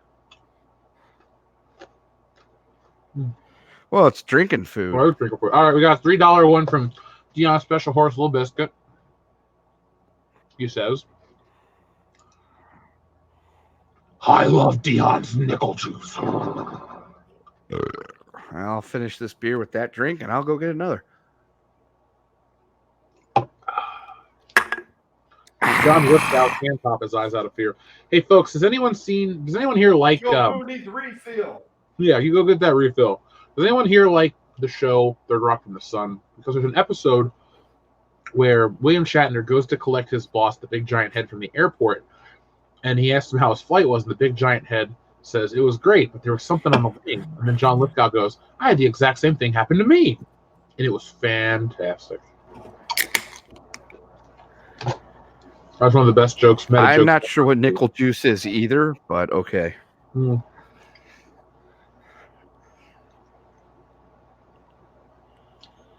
Yeah, Third Rock from the Sun was a great show. Last year, I went through the entire series again.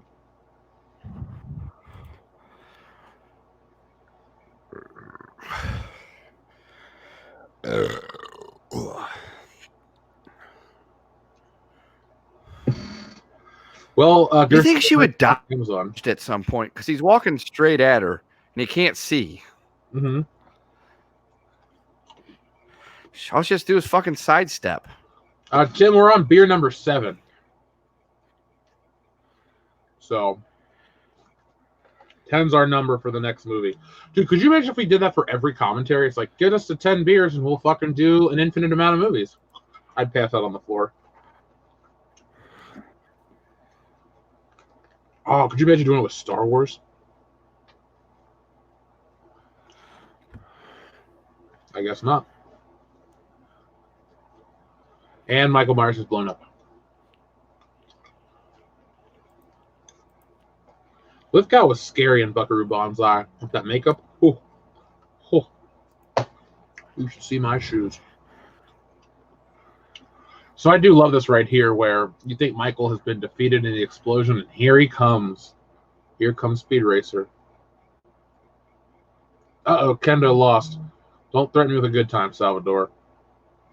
You want to hear Jesse do a drunk commentary in the defense? Well, her and I do cross streams every other Wednesday, so down the road, her and I can figure something out. All you got to do is ask, guys. That's all I can say. We work to serve the people, the listeners of the Fandom Menace. All you got to do is ask. All right, Kendo, you're back. Yeah, dude, fucking that's being weird tonight. Like last night, no problem whatsoever. And then tonight, it's all like, fuck them. Yeah, I guess they know what's up. We're having a good time, and they just keep bugging us. All right, Tim Riggs says get to beer number 8. He sent in a $20 super chat, Kendo. Fucker. Ready? I got to retort to that. Hey, Tim Riggs, why don't you get to Horror Hound? Oh, wait, you didn't. Here comes beer. This is beer 7. Roasted.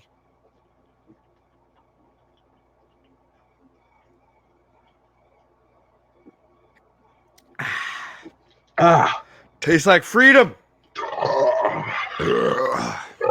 Woo! Ooh. All right, beer 8 incoming.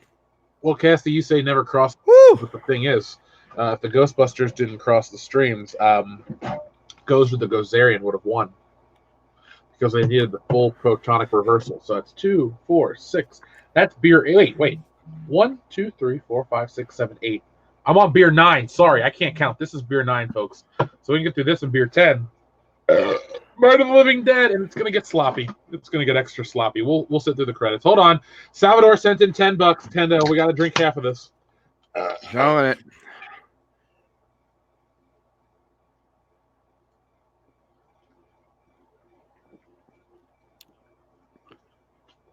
That's half. Oh. Salvador has a request. He says, live commentary, episodes 4 through 6 with Jesse, so you can duke it out further on the superior Star Wars film. Gladly. The thing is about her and I, we both acknowledge that episode 4 is the best. So we laid in bed one night after we'd had dinner, and we just watched Star Wars and just went on how great it was to each other. So it was fantastic. I like how Michael Myers is credited as the Shape. Oh, yeah. Well, it's how he's credited in the first one as well. The Shape. Assistant Dana Carvey. See, I told you. I know.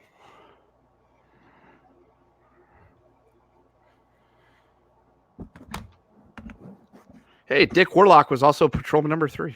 Good Really? for him.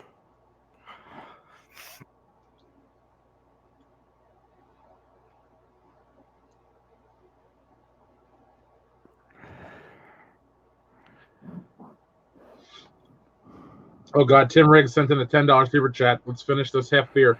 This is beer 9, folks. We need one more and then we're on 10, and that's the next movie.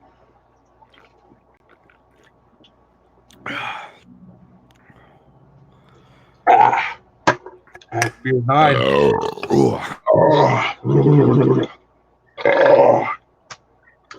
know what I wish delivered right now, Kendo? Yeah. Penn Station. I could go for a fucking cheesesteak. Oh, dude, Jimmy John's got a new Cuban sandwich. It's probably not going to be nearly as fucking good as I expect it to be, but I could go for one of those right now. By the way, Girthy Gamer SD wants to be called Cock Wizard. All right, done. Cock Wizard. Thanks, Cock Wizard. One more beer away, folks. That's all I can say. We're gonna watch the credits and give it a couple minutes. Let's see. No, got to get in before the credits. Yeah. They have 2 minutes and 6 seconds. 5 seconds. 4, 3, 2, 1. You have 2 minutes. 2-minute warning. So, Kendo, what are your thoughts on this movie? I liked it. It's fun. You can see Michael Myers doing some. There it is. Salvador puts in $20. Oh, Jesus. Okay. Guys, you're going to get your secondary commentary. Let me. I won't even send my message that I'm sending privately. I'm gonna let's just chug this beer. Ready? Ready, Kendo? Born ready. Thank you guys, by the way. This has been a fantastic evening. Fun.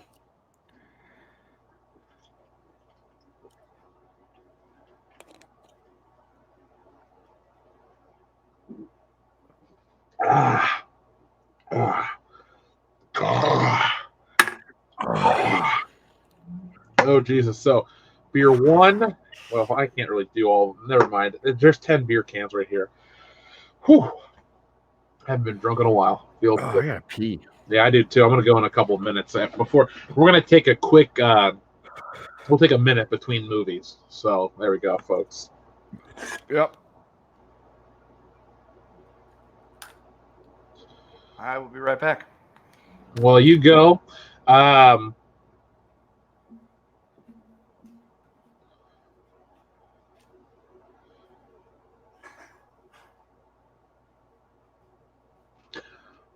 Let's see. We will coordinate Nakamikado. We will coordinate the watch. Don't worry. When it comes to Night of the Living Dead, we'll give you the exact link that we're going to watch. Everyone can get in the movie, and we're going to give you the link. Or I said the link. But we'll give you the exact start time, so everyone's on the same time. We can. The next movie, Cassie, is Night of the Living Dead. Now, folks, Night of the Living Dead is a public domain film. It's here on YouTube, so everyone can watch it. The 1960. Is it 9 or 67? Night of the Living Dead. Like I said, it's in the public domain. Everyone has access to it. I would like everyone to get their copies set up. We want to thank Salvador and Tim Riggs for really getting us through the 10 beers and the real MVPs of this evening. And we'll be able to watch the movie together. So I'm going to be watching it on YouTube. Wow. Excuse me. Pardon me.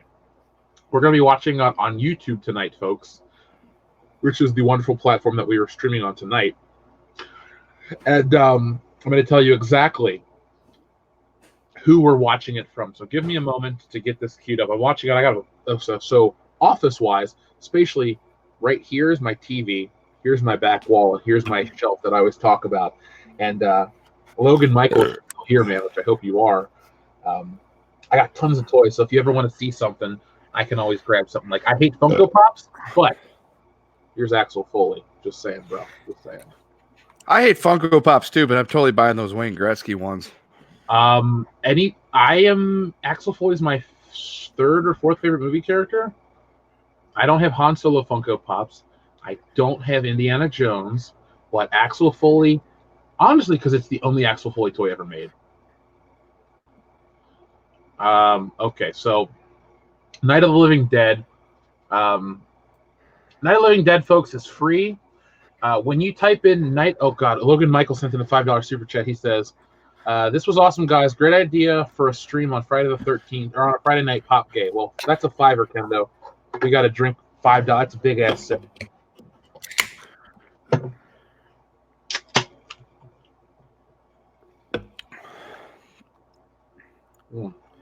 Okay, Logan Michael, I will never burn my Axel Foley Funko Pop. Beverly Hills Cop stuff makes me favorite. Or it makes me favorite. I'm sorry, that's not even a sentence. Beverly Hills Cop stuff is my favorite. Sorry, I'm not sober. Hey, Logan Michael. Hey, Logan Michael, I'm going to give you the Dion treatment for just a minute. You want him to burn that thing? Well, guess what? I'm going to use my share of my money to go and buy the Wayne Gretzky Funko Pops, and I'm going to show them off on the channel. How's that feel? How you feel, bud? How you feel? How you feel, Logan? How you feel? There you go. That's how you troll him back. Troll him back. Although he probably doesn't freak out like Dion does. Because Logan Michael's a normal person. So, according to Dion Green, he does not have a fear of horses. So, Ken, I have a question for you. That's right. Do you think since Night of the Living Dead is on YouTube, we could show it? I would think so. It's public domain. Should we risk it or nah? I say nah, just because our channel's way too fucking amazing for them to handle, and I got a feeling that they're looking for a reason to kill us. All right, folks. So here's the thing. Thank you. It's 1968. Guys, if you type in Night of the Living Dead, and you go to the version by Timeless Classic Movies, it's free. We're going with the Timeless Classic Movies rip, and we're going to watch that together in a few minutes. So let's talk a couple minutes. Jeff, I have one request. Yes, sir. Kill your video to lower my bandwidth just enough to be able to run this movie. Sure, I'll turn my camera off. How's that? Fantastic. Thank you, sir. I'd like to think that my connection can't handle two videos going at the same time. Folks, if you're out there, the reason I was on cam tonight wasn't because I was trying to show off this wonderful face or this great head of hair. It's because I wanted to let you guys know. Bullshit. That's true. But I didn't want to bullshit you guys on the drinking. Like, I just don't want you to think, oh, we're lying about the beers, or Beers, as Jesse and I call it. So that's why I did the camera thing tonight. So just full transparency, because we are called world-class bullshitters. We joke about stuff, but we're very honest with our listeners. So, remember, folks, we're watching Night of the Living Dead from the Timeless Classic Movies YouTube channel. Closed caption, 1 hour, 35 minutes. 18 Drop the link in the chat. Yeah, hold on. I will drop a link to the chat. I got to find a place for all these beer cans. That's not the floor, but I'm going to the floor. He's putting them in the recycling can because at World Class Bullshitters, we believe in reuse. I do. Recycle. I do recycle. That's not a joke. Return your videotapes. Yeah, please be kind and rewind. It's Night of the Living Dead. There we go. Okay, let me get this queued up. Timeless movie classic. I like how this is listed as horror and mystery. I mean, it's a mystery of how is it so good. Hang on a second, Jeff. We got an issue here.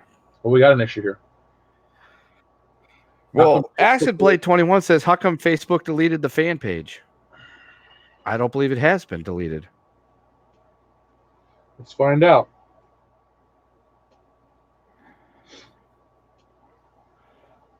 It is not deleted, sir. I'm looking at it right now. Action Figure Expert, go ahead and just follow the link that's being put into the chat for you. We are watching the black and white version. Yeah, Salvador, one of our wrenches moderators, is hooking it up right now. Acid Blade 21, our Facebook group is right here, dude. It's still live. I literally was just there a second ago. Yeah. So, don't want you guys to get confused or anything like that. Yeah, no, our shit's still going. We have not been deleted by Facebook. I'm sure Zuckerberg doesn't like us, but we're there.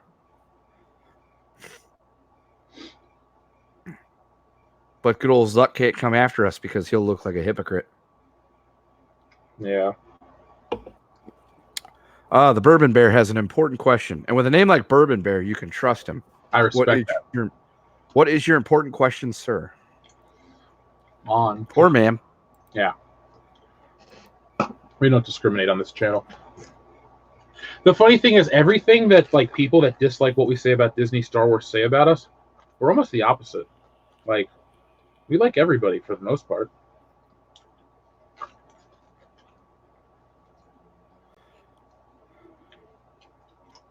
What version are you, Action Expert? Well, Action Expert, if you would go to the Timeless Classic Movies Black and White Edition, we're dropping the link in the chat right now.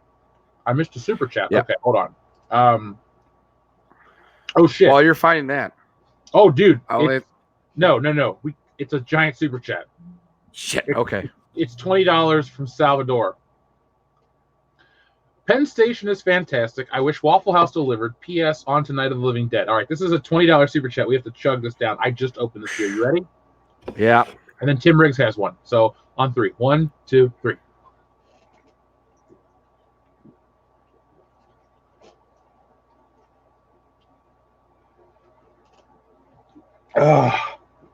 Sal, my brother. Wow. Fucking wrench. He shouldn't count. But we appreciate it. Dude loves our channel more than anyone but us. Yes, and Bourbon Bear, to answer your question, Gosling's rum or Wild Turkey? Now, if it's Ryan Gosling, as you know on this channel, we're willing to go gay for Gosling. At least one of us was. But I would go with Wild Turkey. Logan Michael, I will check out that link. Check out Eric Go Hamilton on Instagram. He's currently customizing my second H2 Ultimate figure head sculpt. He repaints the heads and cut. You know what? I'm going to, because Logan Michael, between us and the 121 people watching, excuse me, I would love to find someone who customizes action figures, because there's a couple Marvel Legends and Star Wars figures that I'd love a few paint tweaks. I just don't know how to do it, so I'm not going to spend the money to fuck up my own toys. Hold on, Tim Riggs sent another super chat. Son of a bitch. Says, let's see, hide. If I make it to Cincinnati next year, I'm going to get Dion Weicker waist. It's just a $5, so just take a sip. Dude, if you want to get Dion Weicker waist, you got to try really hard. Yeah. That guy is a very seasoned veteran when it comes to the drinking. Cade Gito, I'm sorry that you did not. You're on your phone, so you cannot watch the film with us. But we hope that you listen to it. We will actually try harder to give you guys some context for the film, just for fun. And I have posted the link again in the chat right now. So, Kendo, talk to the listeners for a minute. I'm going to go to the bathroom, and we will start in just a moment, okay? All right, so folks, you got Kendo here on the line. Phone line open. Go ahead and put your comments and/or questions in the chat. I will entertain the crew. Let's see. Cassie says only one of you. One of us. What? We're both here. We're gonna be fine. Girthy Gamer SD. I hope you drink water. The closer you get to 40, you'll get the gout. There's several times where my feet have ached, and I thought I had the gout. Turns out I just am on them a lot. Let's see. $5 for bourbon beer. Yeet my liver. That's damn right, dude. Hey. It's a society we live in today with the medical advancements. You can get a new liver. All right. So, anybody else got anything? Come on, folks. Let's send some shit in here. I got some answers for questions you may have. And I'm waiting. Hey, Logan Michael, I'm going to buy a bunch of Funko Pops. Just so you know. Only one of you would go for Gay for Gosling Cats. He says, yes, we had a Gay for Gosling shirt on incarnate-studios.com. And that was not one of the four of us, I believe, that is currently on the show. It is a former person that used to be on the show. Tim Riggs says, Kendo, I need to know how to top giving Dion a vibrator in public for my next visit to you guys at Horror Hound. Well, the way to top that, Bourbon Bear, you ever seen a grown man naked? Of course. Dion and I played sports, and Dion and I have fucking hung dong, and we've coozed together. We're coozed bros. But yeah, back to Tim Riggs. How to top it, giving Dion a vibrator in public for your next visit to Horror Hounds? That's easy. Give Dion a fucking horsecock vibrator. That's even more, because remember, he's afraid of horses. He won't admit it, but he's afraid of horses. No, 6 turning for 4 burning. I've never been to a Turkish prison, but I used to smoke Camels, and that's a Turkish blend. What a story, Mark. Joe Cook wants to know who would win in a fight to the death, Mr. T or Batman. I pity the fool that votes against Batman in that one. Okay. Did you read Bourbon Bear Super Chat? I don't know if I did. Did I? It's a $5. It says, yeet my liver. I'm taking a sip for you. I read that. And then Klaus Stork says, shots for my birthday? Yes, Klaus Stork. Take a shot for Klaus Stork's birthday, bro. Klaus Stork is one of the most dedicated Good Morning Pop Culture listeners of all time. He was there every morning. He would always say good morning to me. Always appreciated the support. So, Klaus Stork, happy birthday. Hope you're having a good night, man. Birthdays are awesome on Fridays and the weekend. I remember as a kid, you would have like a birthday on a Wednesday, and your parents would try to do something nice for you, but it still sucked because you had to go to school the next day. But like as an adult, you could just be like, my birthday's on a Tuesday. I ain't doing shit. That's right. If my birthday was on a Tuesday, I'd be like, I might not do the high council so I can actually enjoy my birthday. Yeah. Real quick, I'm going to answer a couple of questions that I solicited while you were away. Yes, sir. Nakamikado says, how does the do not walk on the grass sign get there? I don't know, man. It's a mystery. I'm assuming they put it down before they lay the sod. Jonathan Cruchulo says, Kendo, Halloween 2 or Child's Play 2? I'm going to take Halloween 2 for that one. Action figure expert, how do you like movies about? He didn't finish that, so I can't tell you. Tim Riggs, good thing I'm drunk enough to search horsecock dildo on Google tonight. Good man. You find those horsecock dildos, you give them to Dion Green. That's how you top yourself. Cassie says, Kendo, have you seen Dog Soldiers? I have not. I do love animals though. So if it's about like dog soldiers and like bad things happen to them, I probably won't watch it because I can't handle seeing things happen to animals. I'm sensitive in that regard. Same And here. Dog dogs. yeah, dude, you show me it, dude. I will watch live leak videos where dudes get hit by trains. Not bad an eye. But if you show me like a video where like somebody like shoots a dog, I get upset. I would never show you a dog getting shot because I would never shoot a fucking dog. It's weird. Like, I don't have any ill will towards people, but like you said, you see a video where a dude gets hit by a car or something, you're just like, whatever. I don't care. Fuckers Don't get run over. walking there. Terrible. Yeah, I hate seeing bad things happen to animals. Oh, Kendo. Salvador wants to know. Kendo, would you hang on? I gotta scroll back up. Fucking people chatting. Keep doing it though. Kendo, would you change the blue song from Glory to the theme from Top Gun if you could? In a fucking heartbeat. Klaus Stork is 29 today. Well, Klaus Stork, happy birthday, my friend. You're a year and a few months younger than I am, so we have the same experiences. Or similar experiences based on age. Right, this is funny for two Logan Michael Anti Funko Pops says, "Hey, at World Class Bullshitters, hey guys, please check out my Instagram." And he gives it. It says, "I post action figures and Michael Myers mask." I laugh because I got a message from it's Jake 65432128144, and I didn't know who it was, and so I'm conversing with the guy, and he's like, "Hey, dude," I was like, "Yeah, thanks," blah, blah, blah. And then at the end of it just says "Pop Gay." I'm like, "Hey, I know who this is now." Down the road, I'd love to make a shirt that literally just says "Pop Gay." Yeah. And put it on our website. People would be like, "Oh my god, fans have shirts now." Yeah. And then Bourbon Bear sends us a $5. It says, "For homeboy's birthday, and I messed up taking a shot of scotch. Forgive me, Daddy, for I sinned." Well, Bourbon Bear, I got two things to say about that. One, why are you taking a shot of scotch? Scotch is to be savored. Even shitty scotch, there's notes, there's tones to the scotch. You're supposed to drink it and savor it, not take shots of it. If you want to do shots, do something else, but not scotch. Not scotch. You don't shoot scotch.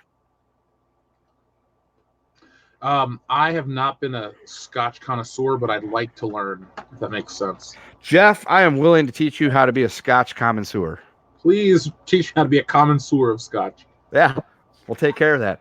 We'll start with the easy stuff. We'll get some Johnny Walker Red.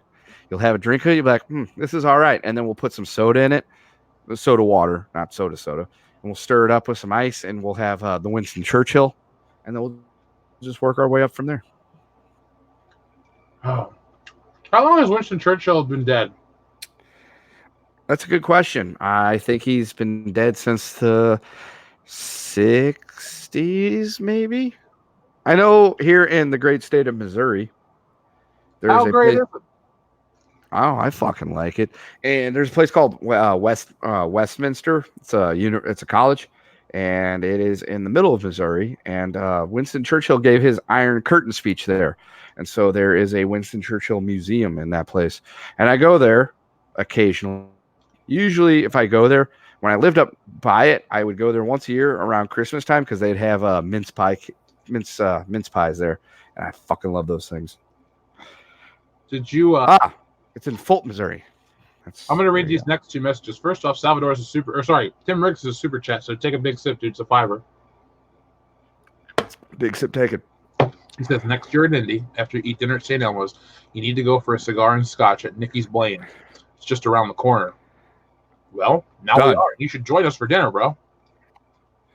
Yeah, dude. That's our annual celebration fun time. Is we decided it the other night when we were at Stelmo's. And we said this is our once a year thing. We're going to go to St. Elmo's and we're going to have a great time. And I'm going to eat lobster tails and it's going to be delicious. Yeah, well, it's a celebration for all the hard work and shit that you put in for the year. And then Salvador. I'd like to think I put in some hard work. Honestly, I consider you the person that puts in the most work after me. You are always trying to bust your ass to come up with stuff for the channel. So I'm saying that's how I see it. I would run down pedestrians for this channel. I know you're dyed in the wool world class bullshitters for life. It's never a question. All right, folks. Let's see. Salvador says, I'm a full-on rapist. You mean a philanthropist? I'll take the milk steak and your finest jelly beans. I love It's Always Sunny. That's such a good show. Last season though, not so much. Last season not so much. Show overall, 10 out of 10 still. Oh yeah, they knocked it out of the park. See, for that show, what are they on season? Was it 12 now? No, they just did 12. 13. Okay, so for 11 seasons they were doing really good. Then the 12th season was and the 13th season was. So I mean, they got a good track record if you go for the overall rating. I have a fantastic time watching that show. The problem with me and It's Always Sunny is I could literally watch it all day long and not get bored. Like when I work on stuff for the channel that doesn't require writing or recording, that and King of the Hill are my two favorite shows. Oh, dude, easily. Hey, Bourbon Bear, keep on the lookout for what you're asking for. We may be in the process of doing something you're asking for. So just keep an eye out. We have some stuff we're working on. There's a lot of stuff that we're. I just want to be pure. Okay, I don't know, man. I know we're up to some stuff, but right now I'm thinking about an Uncle Kendo I Want You poster. Son of Yah, by the way, you just missed our Halloween movie. We had a rule that if we hit 10 beers that were super chatted, that we do Night of the Living Dead, and we've actually made it. So, Dion, you can join us in the movie if you put on Night of the Living Dead, bro. And kill your camera. I am doing that right now. I'm trying to find that free link. Well, here, this is very second. Hey, I'm sending you the link right now to check. Can you turn off your camera because it's killing Kendo's bandwidth? Oh, okay. Yep. So there you go right there. I just sent it a second ago. Dion, follow that. So Son of Yah, if you missed it, just check us out on the replay. We did the whole Halloween 2. Admittedly, we got kind of drunk, so we didn't talk about Halloween every 5 seconds. But we're going to do Night of the Living Dead. And this is fun for everybody because it's free in the public domain. And we'll continue to drink. And I was just eating a bag of tuna fish to give me something to sober me up a bit because I can't get to Penn Station. I'm in it. I got it. I know you are, best friend. That's right, man. Oh, hold on. Don't go anywhere. Hey, stop all that screaming, goddammit. I'm going to turn that off. Anyway. All right. And officially apologize for making the show. I got home late and no excuses, man. I fucking passed out. I sat down. I woke up at 2 a.m. I was like, fuck. Dion, you're my best friend. That's not going to change anything. You had to sleep. It's no big deal. So did you get the link I sent? I did. I got the video up. It's paused at 0 seconds. I'm ready, man. Well, let me do that same thing to get it paused at 0 seconds. So I got an ad. Hold on 1 second. Okay. Oh, they ripped it straight off the Turner Classic Movies. Good. All right, folks. We're going to give you a countdown. So you have 1 more minute to get yourselves prepared for the Night of the Living Dead commentary. Remember, I just sent the link a second ago. This is from the Timeless Classic Movies channel. It has 440,000 views from 7 years ago. That's not that good. I've had 440,000 views in a couple of days before, so boom, bam, sorry. Dion Special Horse Little Biscuit sending a super chat. Dion, you ready? Oh, shit, let's do it. Hello, Dion. Klaus Stork, by the way, folks, everyone, let's wish Klaus Stork a happy birthday. Happy birthday, Klaus Stork. Dion, you got to take a shot for the Klaus Stork's happy birthday. Well, I'm so excited. I took a shot while I was listening to you guys. I will take another one for that gentleman in just 3, 2, 1. And Tim Riggs, it's a shame that sold out through Amazon and it's unavailable. Just keep an eye on that. You got 6 months. You guys ready to start this movie? Of course. Yes, sir. Folks, I am not going to be sharing should I share the clock again or not really? Nah. Yeah. Action Figure Expert, shout out to you for quoting King of the Hill.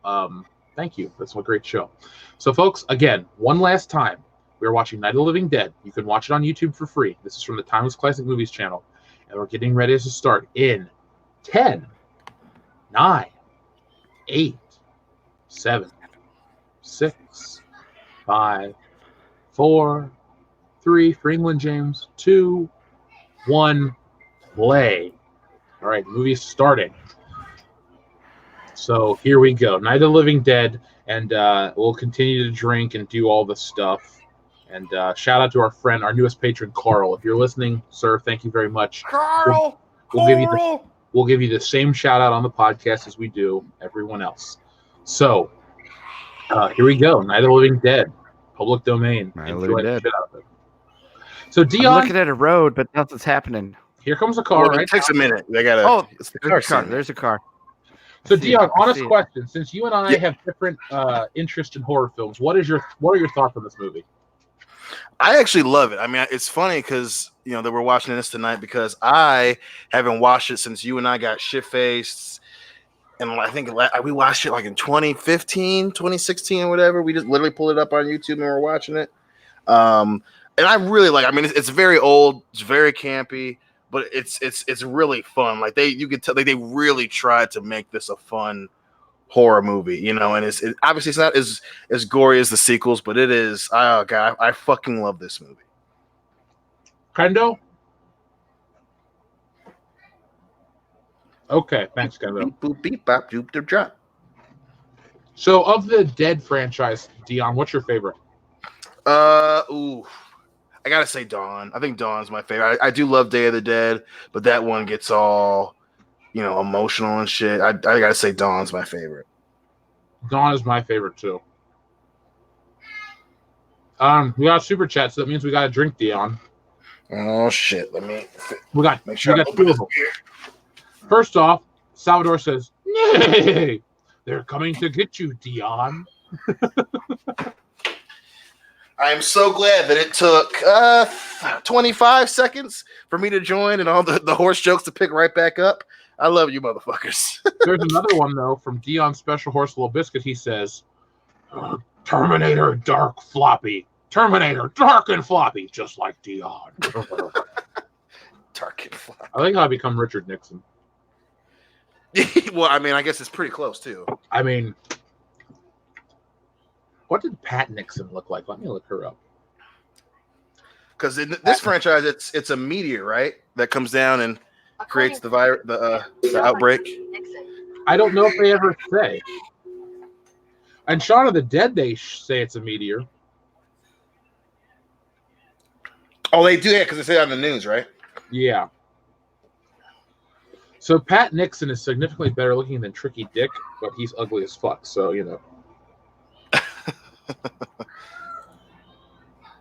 B Vargas 78. I agree with your sentiment, sir. Hopefully, you're a sir, not a ma'am.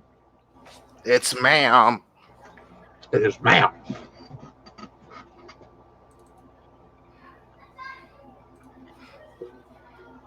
It's a Pontiac. Dion, if you could have a classic muscle car, what would it be?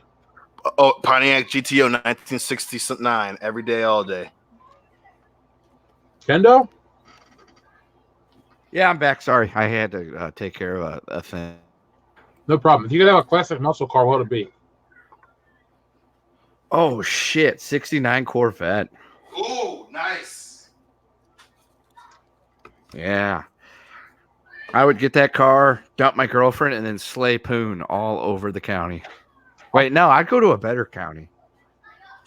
I'll go to Yeah, 69 Vet. I'll go an old Charger, like in Fast and the Furious. Chargers. That's a great choice. Great car. Yeah. I mean, the only thing better than that would be if you went and got what's her name? The Shelby. By the way, we got Well, I don't support driving Fords. good news. We got a $5 super chat from Mark St. Hilaire. He says, "Long-time listener, first-time chat. Keep up the awesome content." And he gives us 3 exclamation points. So let's take an extra, excited drink. So thank you, sir. Good man. Here we go. Mark, welcome to the channel. I know you've been around for a while. This is the first time we've interacted. Thank you very much for sticking with us. We appreciate the support. We have a $3 super chat from Logan Michael. Let's take a drink first before we read the super chat because Kendo's going to scream. He says, "Kendo, Gloria sucks." Easy. I mean, it's a shitty disco song. It's not one of my favorites, but you know what? We won the fucking Stanley Cup, so that's all I care about. The reason that it was sung was not shitty. Naka The person who Mikado, sung it, not shitty. Nakamikado would like a 60 Oh, yeah, Firebird no. or a Mercury Cougar. That's a good car.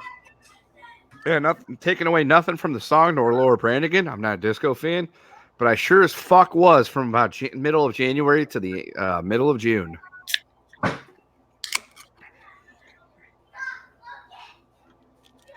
So Kendo, real talk for Yeah. a minute.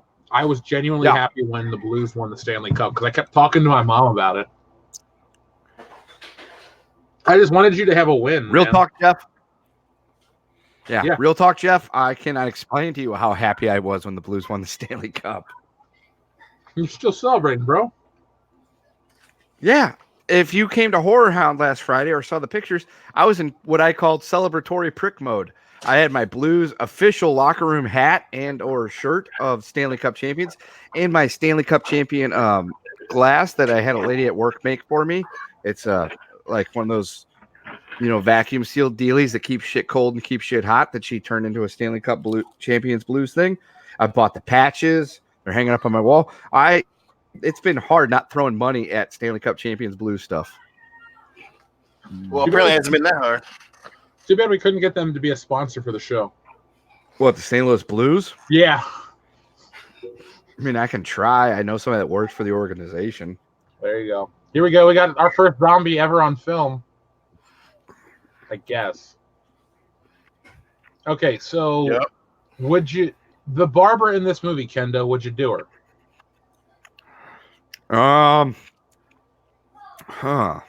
Dion, would you? Well, we already know that I'm- answer. Yeah, I mean, I'm gonna have to say yeah. Yeah, see, I mean, Yeah, Judith O'Day, she'd get it. yeah, I'm coming, Barbara. I'm just gonna leave it at that. I can't make that joke because my mom's name's Barbara, and it creeps me out when people say that. So Oh shit, yeah. I thought. Oh I didn't yeah, think the, about slow, that. I just the don't- slow mo head bouncing off the tombstone. Oh, I do love later in this movie when Johnny shows up again as the fucking zombie. Yep. Yep. 'Cause And I she has remember no shoes on. seeing this as a kid, I used to be like, man, I hope he made it. I hope he's okay. Come, and then nope. My man I would just like didn't to make point out right now how much I love Streamlabs. Yeah, it's a great service. I'm talking to you guys. There's no beep boops, and I'm fucking watching a YouTube movie. Yeah. I had What a great time service.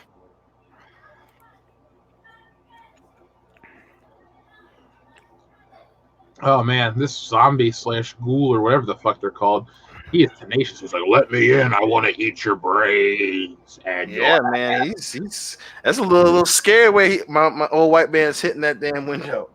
do you remember Zack and Remake a Porno? How are Hell yeah. zombies doing it sexy?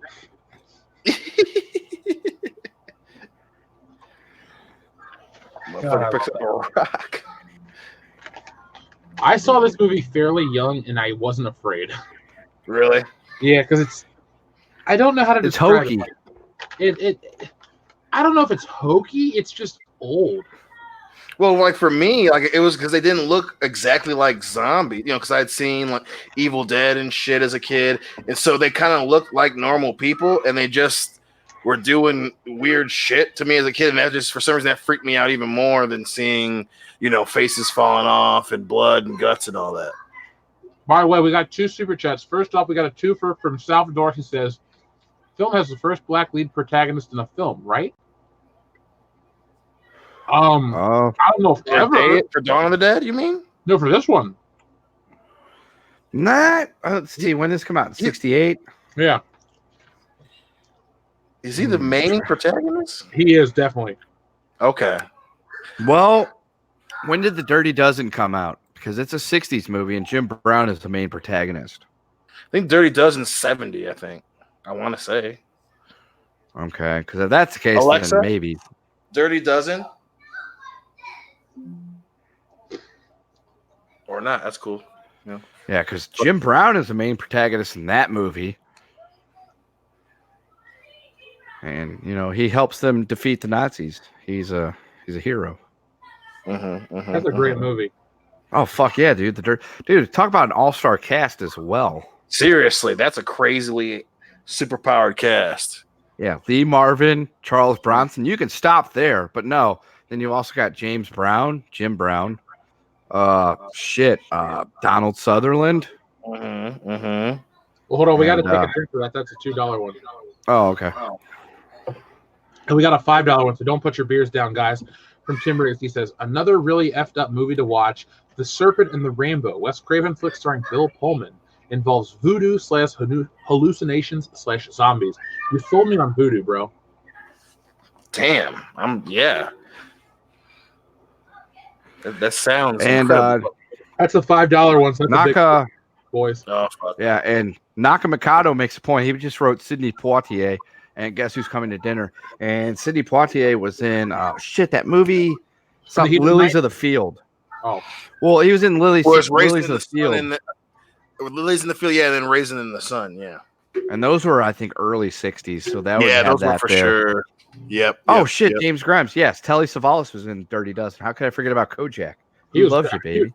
I saw that movie for the first. I have Telly Savalas' autograph downstairs.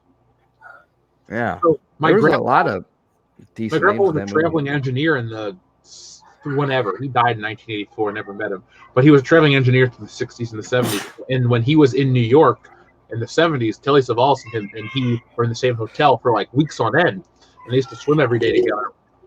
So Telly Savalas signed this envelope for my grandma. My grandma gave it to me because I love James Bond movies. So I like Telly Nice. Savalas. I respect him. Yeah, dude, he was in a lot of good shit. And yeah, Ernest Borgnine's in the Dirty Dozen as well. And Yeah. I think George Hamilton. And who's the main, like, the general? Not James Coburn. Oh, I know who you're talking about. Fuck, Yeah. why can't I think of his name?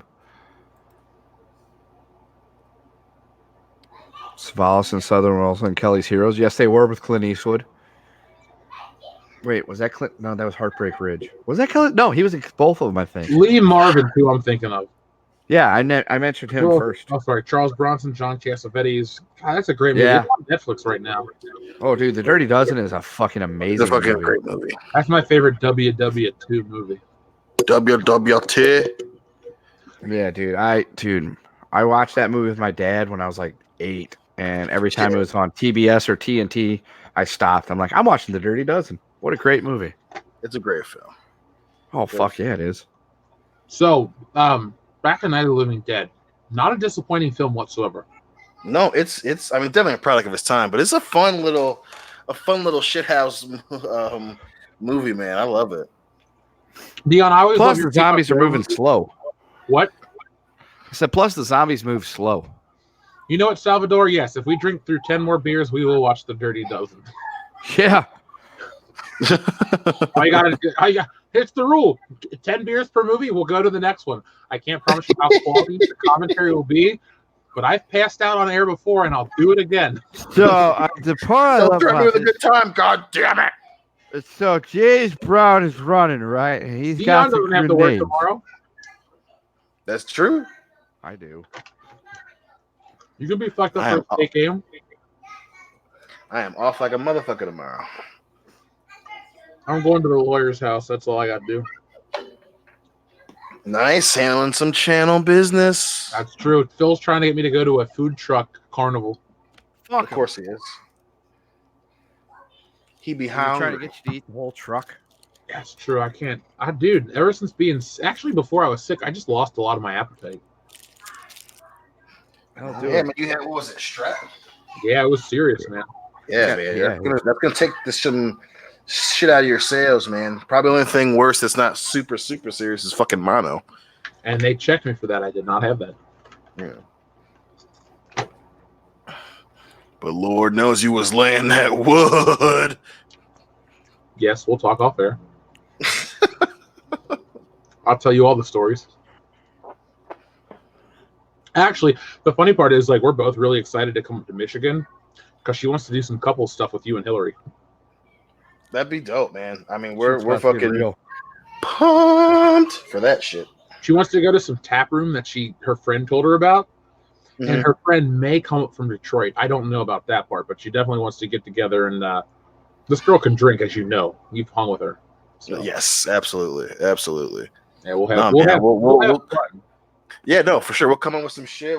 Make sure we get a sitter too, so we can go out and do shit, and not have to worry about shit. And it'd be great, man. I'm pumped. We'll do it up. It's gonna be one of our best New Year's. Mm-hmm. And I hope your uncle comes up. He already said he plans on coming up, so that's the plan. Hopefully, he fucking sticks to it unless something comes up where he's gotta go get my cousin. But yeah, man, he already said that he wants to come up for New Year's because we had a good time last year. So can I just basically take Uncle Pepe as my own uncle now? Yes, okay. That counts. He's the uncle I lost when my Uncle Carl died. I'm taking Uncle Pepe as his replacement. There you go. Bring it in, man. Bring it the fuck in. Funnily enough, my Uncle Carl had a bird named Pepe, so it just kind of works. Nice. God damn it, Salvador, you're awesome. Uncle Pepe Sylvia. Uncle Pepe Sylvia. So did you guys have any family members that fought in World War II? Because I see a lot of talking right now. Who'd you have, Kendo? My great uncle Claude. He fought in World War II. He didn't talk a whole lot, but I heard some of the stories. Two of them I remember. One, he was under mortar attack, and he said it just sounded like a nest of bees just buzzing around him. And then another one, there's two more. He was a sergeant, and one night they were riding in a Jeep, and they came upon a bunch of Germans sleeping on their 88s, which are artillery guns that were used for anti-personnel. And he had a BAR just kind of slung over the top of the Jeep. And they rolled up on these Germans. They were sleeping on their 88s. And they just fucking opened up on them and killed every one of them and captured the 88s. And then another one where he was, he had a map. They were trying to figure out where the fuck they were. And he was under his blanket with the map and his flashlight. And General fucking Patton showed up and kind of kicked him. And he was just like, he said something to him about trying to figure out where the fuck we are. And then all of a sudden his blanket ripped up and there was General Patton, and all he said to him was, "Sir, get the fuck down before you get your dumb ass shot." And after that, he said Patton was really cool to him. So if you ever watched the movie Patton with George C. Scott, he was kind of a hard ass, but he respected people that would, shoot him straight. And so those are the three stories I have. And then my grandma had a cousin that was killed in a Jeep that drove over a landmine and stuff. That's the only two I know about. Dion, anything with your family? No, I mean my dad was born in 1940, but most of my family were the families that came up. Obviously they were black, so they all came up from the South when the war started. Obviously, because a lot of jobs opened up in cities like Detroit and Chicago and New York. So yeah, my all family were part of the Great Migration. So as far as I know, that's the story. So I don't believe I had any of my family in any of the black regiments or anything like that. I know one of my mom's uncles tried to be a Tuskegee Airman, but he had really shitty eyesight or something like that. But nah, man, they all came up. That's when my family moved up to Chicago from Mobile. My grandma and grandpa were both in World War II. My grandpa, he died in 1984 from a heart attack, so I never met him, so I don't know if he has war stories. But my grandma, who's still alive, was in the Navy. So like when they do like all those honor tours and they take vets to Washington, D.C., my grandma gets to go on all those. It's cool. Oh, yeah. I mean, she didn't see battle because women didn't see battle like that in 1940, whatever. But she was a proud veteran and she's still alive and kicking. So it's kind of cool to see my grandma get to go to all these things. Hell yeah, man. That's dope. Yeah, that's pretty cool. She's great. Yeah, that my grandma, when she was still alive, anytime Veterans Day happened, she made sure I got a flag to take to my uncle's grave because, he was in, I think it was the 400 something. He was in the infantry, and he was in the Bulge and stuff. Yeah, I think he was part of Patton's Third Armored that broke through. And she always made sure that we got a flag on his grave because she said that he didn't say much because he didn't want his mother to know what he did, but what he did helped us beat the Germans, and she wanted to make sure that he was honored every Veterans and Memorial Day, even though technically Memorial Day is for soldiers killed in action. But yeah, that was every November 11th. I was planting a flag on that man's grave. And when he passed, we got the little flag, the folded up flag, Mm-hmm. And I have that still. I made sure I got that, and it is still a relic that is in Camp Kendo. By the way, folks, if you're one of our listeners and you're a veteran yourself, we will have our yearly veteran stream. We always do. We had it last year. It was a fantastic time. So, Salvador, I know you're currently listening because I can see you in the chat. It's not going to be on Veterans Day this year because I will be out of town, but we will make a time. I know Jeff the Iron Wolf asked a couple of times. So if you're a veteran or a current military service person, because we respect everybody, join us. All I'm going to do is ask you to talk about entertainment and stuff like that. It's a lot of fun. A lot of people join us. So, you know, we're cool with everybody on this channel. But let's get back to this movie. So, Dion, do you get bothered by the ending of this film where the black dude gets shot? Fuck yeah, man. That's fucking. I hate that part, but you know, it's great in terms of story, right? Because it's an emotionally grabbing, emotionally jarring ending, you know, and obviously it's kind of fitting for the time. So you know, it's one of those things where you know people that especially now want to make a statement in film. That's how you fucking do it the right way. I mean, yeah, you don't have to like it, but that's the whole movie is frantic and crazy, and part of it is you know the shit's going down and no one knows what's happening, and you know there's going to be spillover for that, and I think it's the perfect ending for the movie.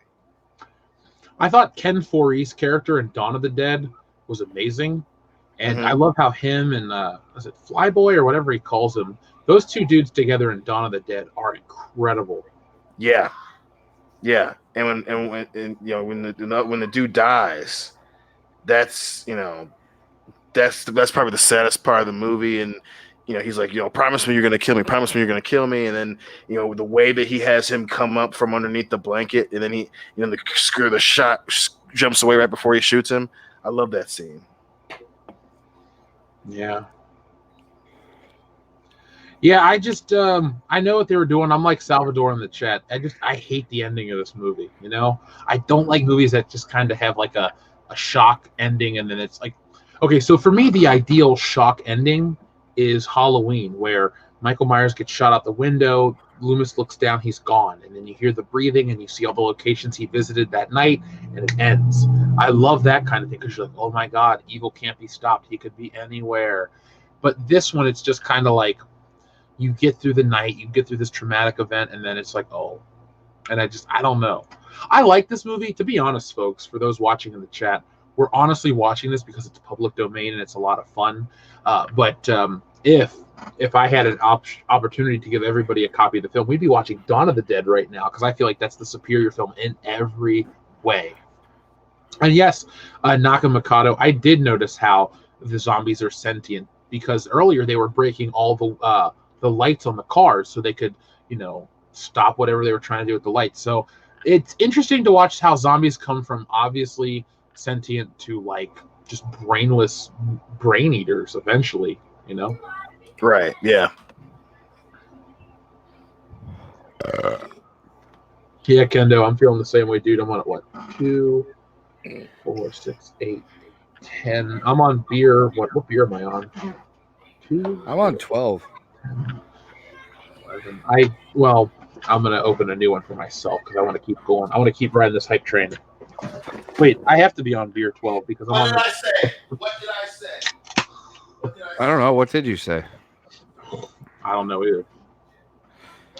So this night went from being, oh, it's going to be pretty fun to, oh my god, this is great. I'm going to wake up tomorrow whenever I wake up, have some breakfast, and get on with my day. I don't have that luxury, but I'll try. I know you got to get up early. We got another. I do. We got another patron, Nakamoto. Thank you very much for joining our Patreon page. We appreciate you very much. Look at Tim Riggs. I'm aware that Dawn of the Dead had a much better budget. I'm just saying, personally, I prefer that one. I love the fun of that film. Tom Savini. When Tom Savini and the rest of the Wild Bunch or whatever they're called roll on in, I love it. It's great. All right, guys. Well, as soon as Dion gets back, we got a big super chat from Salvador. So wait a minute, and then we'll wait till Dion gets back. So, Sal, we're going to read that in just a moment, dude. I love how she goes catatonic, Barbara, in this movie. And he just has to like yell at her. Barbara. They're coming to get you, Barbara.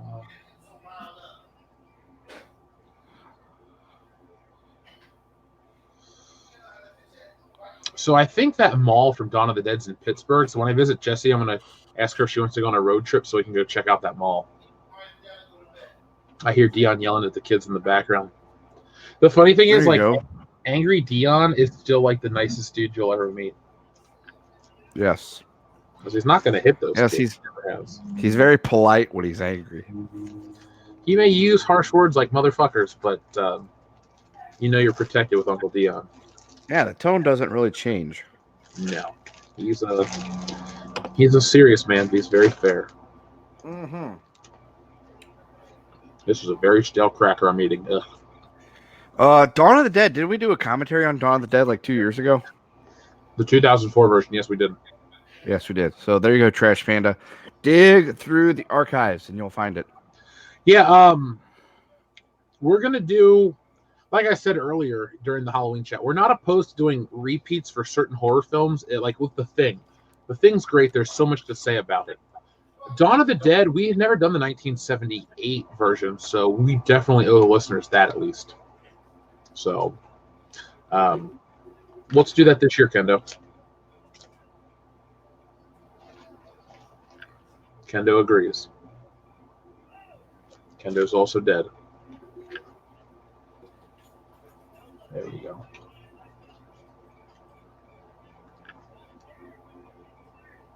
So it looks like I'm by myself right now in the chat, folks. If you ever do get bored and you want to watch this on our YouTube channel, we do have this whole movie with a commentary from Nick and myself. And it's a much different dynamic. We're very, very sober, but it's a lot of fun. And we try to take it more seriously with the film.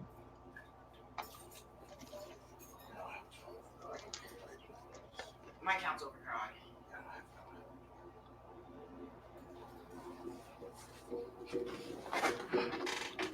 You back? Yep. There I'm you back. go. Kendo, you still here? Guess not. As soon as Kendo gets back, we got a $15 super chat from Salvador, which means we Gotcha. have to drink half our beer plus. We have to drink 3/4 of a beer. Goddamn. This one's almost full, so I'll just drink the whole thing. Oh, Dion, I forgot to ask you publicly. What are you drinking tonight, buddy? I'm drinking the classic, man. I'm drinking a Two Heart, and I'm drinking actually that Ikai or whatever that whiskey that Nick had gotten us. I bought some while I was in Chicago, and I brought it back up. I'm drinking that right now. How was Chicago? Pretty good? I mean, yeah, it was fine. I mean, the conference was good as far as shit that I wanted to do. You know, there's some sessions and stuff, but then it was definitely geared towards selling stuff to people. Oh, And- that's kind of disappointing. So that was kind of a pain in the butt, but there was some cool shit to buy. There's probably some shit that I'll end up actually buying for our for my job. But yeah, the sessions and stuff were cool. It was good. It was overall good. And then obviously, you know, since I was by myself, I was, you know, going out getting some beers, drinking a little bit. Found this fucking spy themed bar. Oh, shit, really? That was that video I sent super late on Thursday or on Wednesday. I literally walked by a sign that said, definitely, if you want to have a good time, definitely don't go to this One Red Door for the best, you know, spy themed bar in Chicago. I was like, what the fuck? And walked down there, and there's this dude sitting at a desk in this office. And I said, hey, and he goes, do you have a password for me? I said, no. And he goes, are you a double agent? I said, no. And then he goes, well, stand by the wall. We got to make sure you do some tests that you're not a double agent. So then I fucking, you know, I'm hopping and skipping or whatever for a second. And then he goes, oh, you're not a double agent. Walks over to his desk, hits a button, and a fucking door opens up behind me, and with a bunch of stairs going down. So I fucking go through the door, go down the goddamn stairs, and there's this whole fucking bar, this spy-themed bar down there, which was fucking super cool. So, yeah, next time we go, I got to show you guys that shit. I was say I should have been there. I know, dude. You would have fucking loved it. Kendo, are you back? Yeah. Okay. We have two super chats. First off, Salvador sent in $14.99 and Tim Riggs sent in $5. So just drink a whole beer and then I'm gonna read them both. Okay. Ready, Yeah. folks? Chugging.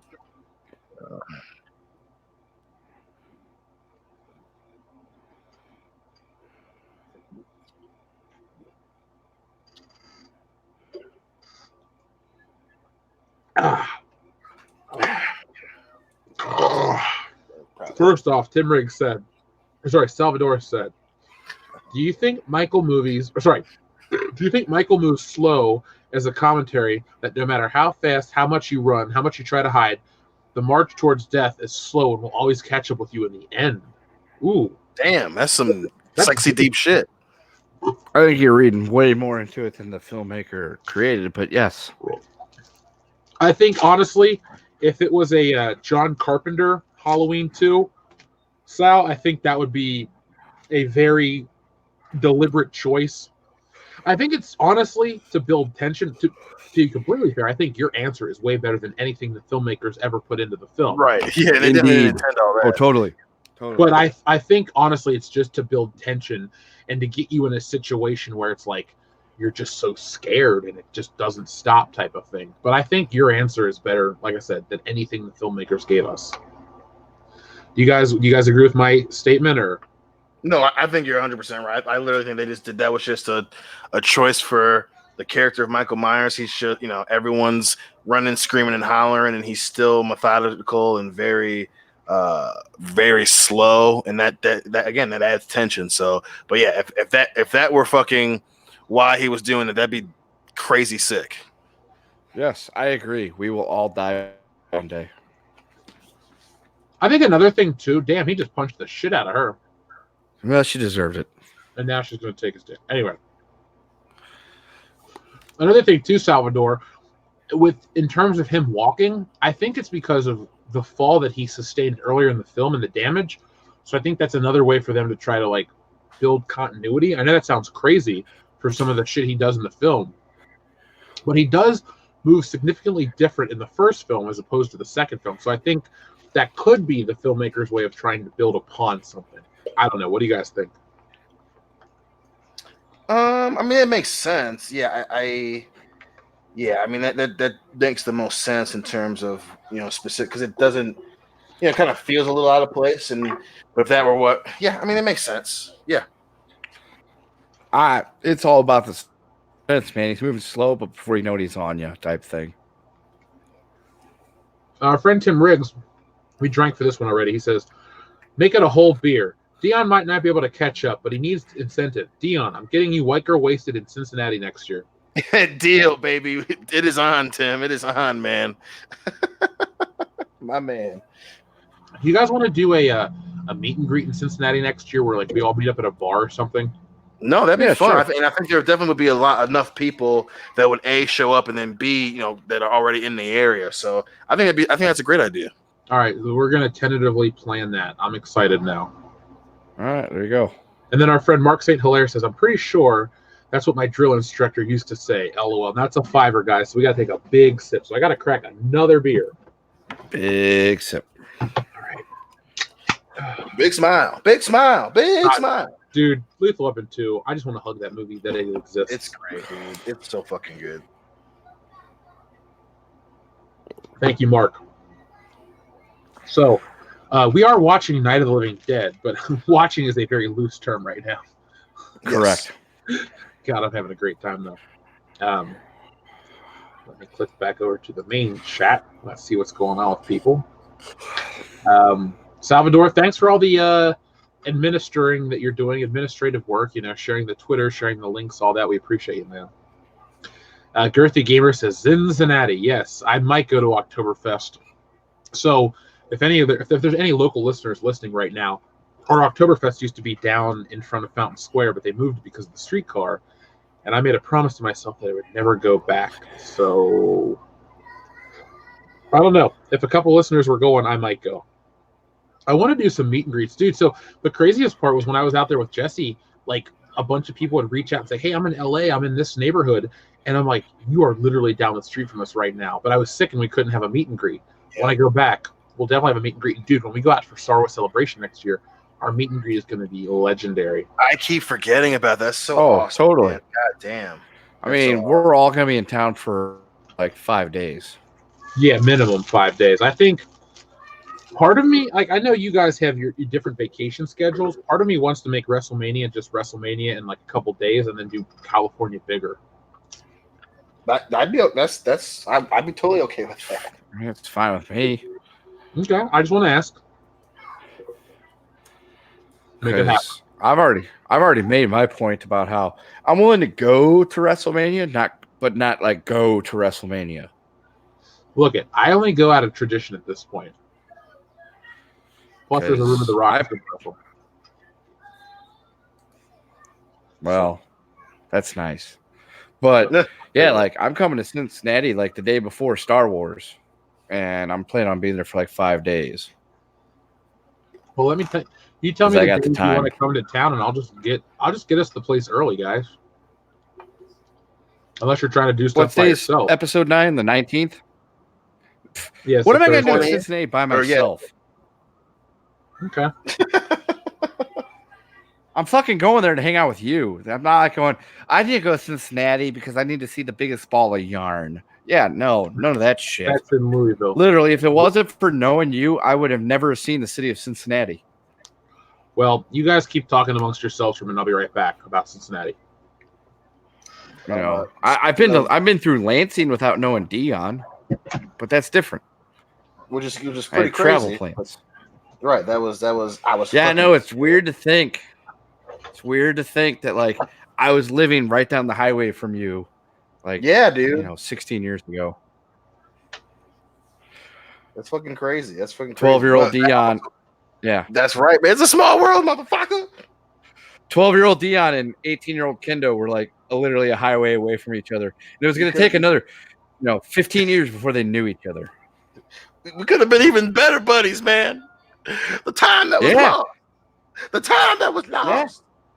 Because literally my last stop on my way to Detroit was Okemos, That's crazy. That is so crazy. which is exit 110 on Interstate 96 for anybody keeping score at home. It is. It's 100% 110. Yeah, I'd get off 69 on the 96, drive it for a few miles, get off at 96, grab a quick bite to eat, go to the bathroom, and it was on my way to Highland Milford area of suburban Detroit. Fucking nuts, man. Good Hey, time. action figure expert, what are you asking us when you say what do you guys like? What do you guys like Panther this version of the remake or the original? I don't know if you're asking if we like the original more than the remake because the word Panther is throwing me off. We all like the original Night of the Living Dead, and probably the remake is okay. I've seen it like once, but what do you guys prefer, the original or the remake? The original. For Night, original. Yeah. The remake is kind of, it's not great, but yeah, I think for Night, I'm going with the original. It's got Tony Todd. Did I ever tell you about the time we prank called him? Yes. But tell the story again.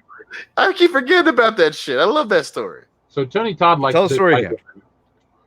And Dixie, our friend, is a big white woman, and she had his phone number from when he hit on her. So we called him up one night when we were drinking at a horror convention, and we're like, Candyman, Candyman. And we just kept calling him back. Never got blocked, but it was fun. Folks, if you love that story, and why wouldn't you, go ahead and put a tank tread in the chat, and we'll prank call Brian Lape. Or scream, Gloria! And we'll prank call anybody. Oh, Hildar, you are great. Well, we got 1-1 for prank calling Brian Lape. I mean, he's very anus. He deserves all the prank calls in the world. Yeah, especially after last weekend where he was super fucking anus. I do love going to shows with him because he acknowledges that he's slightly different, and you just give him so Slightly. Dude, him and Nick were just like, God damn it, we get it, Brian. Fucking, They were gonna. you two I were thought they getting were gonna so fight to pissed the at death. him. I thought they were gonna fight to the death. Oh, Nick was worse. Nick was just like, God damn it, Brian. Like, even at breakfast, Yeah. he's looking for a chair, and Nick's like, just grab a chair. Lape, what are you doing? Just grab a chair and sit down. Is it weird how much I enjoyed that breakfast because it was free? Fuck no. Free breakfasts are one of the dopest shit in the probably nutting in a Free- woman and then free breakfasts. Well, full That's right. transparency for our Plus, they listeners. had waffles. True. Well, breakfast is my favorite meal of the day. Like, I genuinely, like, if you were ever trying to get on my good side, you provide me with a good breakfast, and I will really like you. Yep, agreed. No, dope. How many Oh, breakfasts yeah. have we had where Hillary's like, "Hey, I'm gonna make like all these dishes," and we eat it and it's delicious, and we just have a great day. Yeah, because my girl knows how to set the day right with a good, nutritious breakfast. And she likes to party all the time. Well, kind of. Yeah, you, not Eddie. all the time. She's more of a 9 to 5 partier. That's true when it's a non-compliance year. Salvador, if the Waffle House offered free breakfast, I would never leave. Dude, did I ever tell you about the time my cousin puked from the free piece of pie he got at Waffle House? No, but that No. needs to be told. Okay, well, now. first off, hold on. Logan Michael sent in a $3 super chat. He says, "You know what's gay? K-pop. That crap sucks. Drink, guys." I agree. K-pop is enjoyable.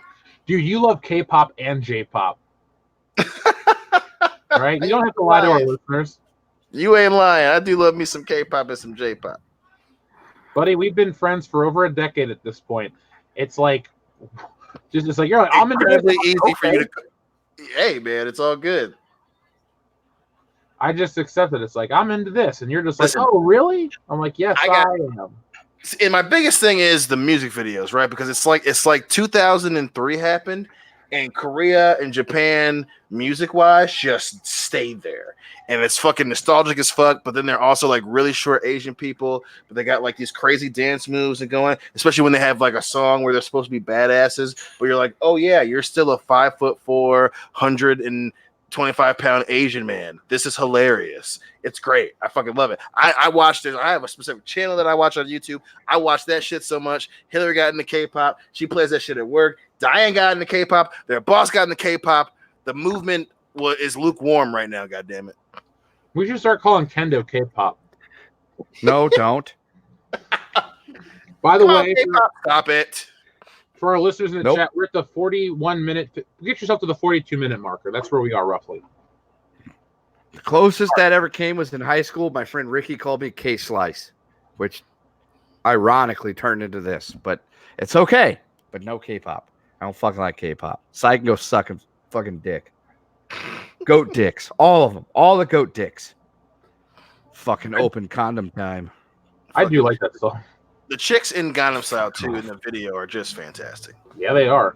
Yeah, but god damn it. God himself is so stupid. It's a sketchy tune. I love it. I heard The only I thing only heard catchy it like about that 500 is the times. clap. What? The fuck did you two just say? I Fuck just that said I song. heard That's it what I five- said. I said I heard it 500 times. It's catchy. Probably I've heard didn't hear it probably. I was gonna say I probably heard it about 100 times, and I never want to hear it again. You can play it right now, and I'd be happy. I love the music. Please don't. Whoop, whoop, whoop. Up in Gangnam Style. Hey, sexy Sexy lady. lady. Whoop, whoop, whoop. That's why, folks, you always want Nope. to catch our live streams because we'll get drunk and sing Gangnam Style over the fucking Night of the Living Dead. You're Yeah, welcome. and I'll Barry. sit here and say, God, that is fucking terrible. Please don't do that. Fair enough. I'll stop just for you. Just for you. Good. Sexy lady. Unless you change it to the remix of Open Condom Time, because that I'm okay with. Well, I mean, I'm okay with a lot of things. Hey, now you're pregnant. Oh, oh. See, I'll Broke listen to my condom that. style. Whoa. Yeah, I'll listen to that because I I support condoms because we have too many fucking kids in this world. We don't need more. Speaking of sponsorship, But, hey, Trojan and or Durex, if you're looking for someone to get behind, not literally but figuratively in the form of business, give us a shout. Or literally. Is Yes. it weird that we would have a condom sponsorship, but I don't use them ever? Well, I don't either, but that's not the point. There was a time in my life I did, but I The funny thing is, have like, no need for them now. I don't use them because of an IUD. Dion doesn't use them because he's married. Kendo doesn't use them because of pills, and Nick doesn't use them because, well, never mind. Poor bastard. Yeah, Nothing's Yeah. better than burning one of your closest fucking friends. that's right. We have to, folks, if you are listening in the world of the YouTubes, we got to get Nick a girlfriend so we can complete the bullshit slam. All four of us scored and rounding the bases. We have to have this happen. Don't you love how they always call us incels on the internet? Yes, Well, but 3 of the because 4 of us that's are the thing I hate regularly about getting it. They hear someone else say it, and then it becomes, oh, you have a dissenting opinion about a movie that's for some reason popular when it shouldn't be. Oh, a bunch of incels. No, the characters fucking suck. Someone getting mad at, you know, an actress or an actor because they're a certain creed, gender, whatever, that's an incel. Me saying Star Wars sucks because it was terribly written and some asshole, ginger, small motherfucker made it and then backtracked, that doesn't make me an incel. That makes me an intelligent human being. You're welcome. Yeah, this fucking guy doesn't like Star Wars. He must be a racist. Nope, he's black. He's an nope, he's married. Fuck, I don't have an argument. I love this show. But yes, folks, we're seriously soliciting girlfriends for Nick Utam at this point. Yeah. Or prostitutes. Oh, we'll take those too. I mean, he'll take those. The 3 of us can't, but he can, and we want to give them all of them. So if there's anybody that needs open condom time, it'd be Nick. Yep, naked woman that became a zombie. Yeah, there is a naked lady in this scene. Yeah. And it's not sexy somehow. Yeah, because it's like this. They get the eerie part down. We should start a film study class called "How to Make Naked Women Unsexy" by George Romero. We just show this scene over and over again. That would be very interesting. It's weird to think there was a point in history where this was considered like actual like scary horror. You know? Yeah, man. Because I enjoy watching the film and I enjoy it, but it's not scary in the slightest fucking bit.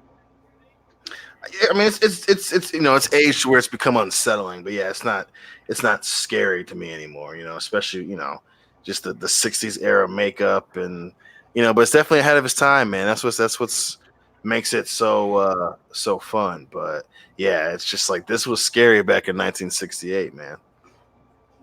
Yeah, but nowadays it's not scary. It's black and white. That dude looks like Gorbachev. It's not a big deal. Mr. Gorbachev, tear down this wall. Tear it down. That's right. And he did. Who won the Cold War? We did. USA all the way. Yep. Merc. 2-time World War champion. 1-time Cold fucking War. right. Bronze medalist in the Vietnam conflict. No, I think we got the silver in that one because we lost the main event. We got a super chat from Dion Special Horse Little Biscuit says, Dion, come out and play. Jesus Christ. And also, Swinging Cod says, you guys are still alive and sound sober. Drink. So that's $7 in super chat. So drink about half your beer. Deal? I got about half this one left. I'm going to finish it, but not for Swinging Cod. Fuck him. He made us watch Mother. Oh, yeah, Swinging Cod, bro. What the fuck? Yeah, I thought you liked this channel, you bastard. Gilbert Dominguez, if you're out in the chat right now, we have been streaming for 2 hours, 47 minutes, and 45 seconds.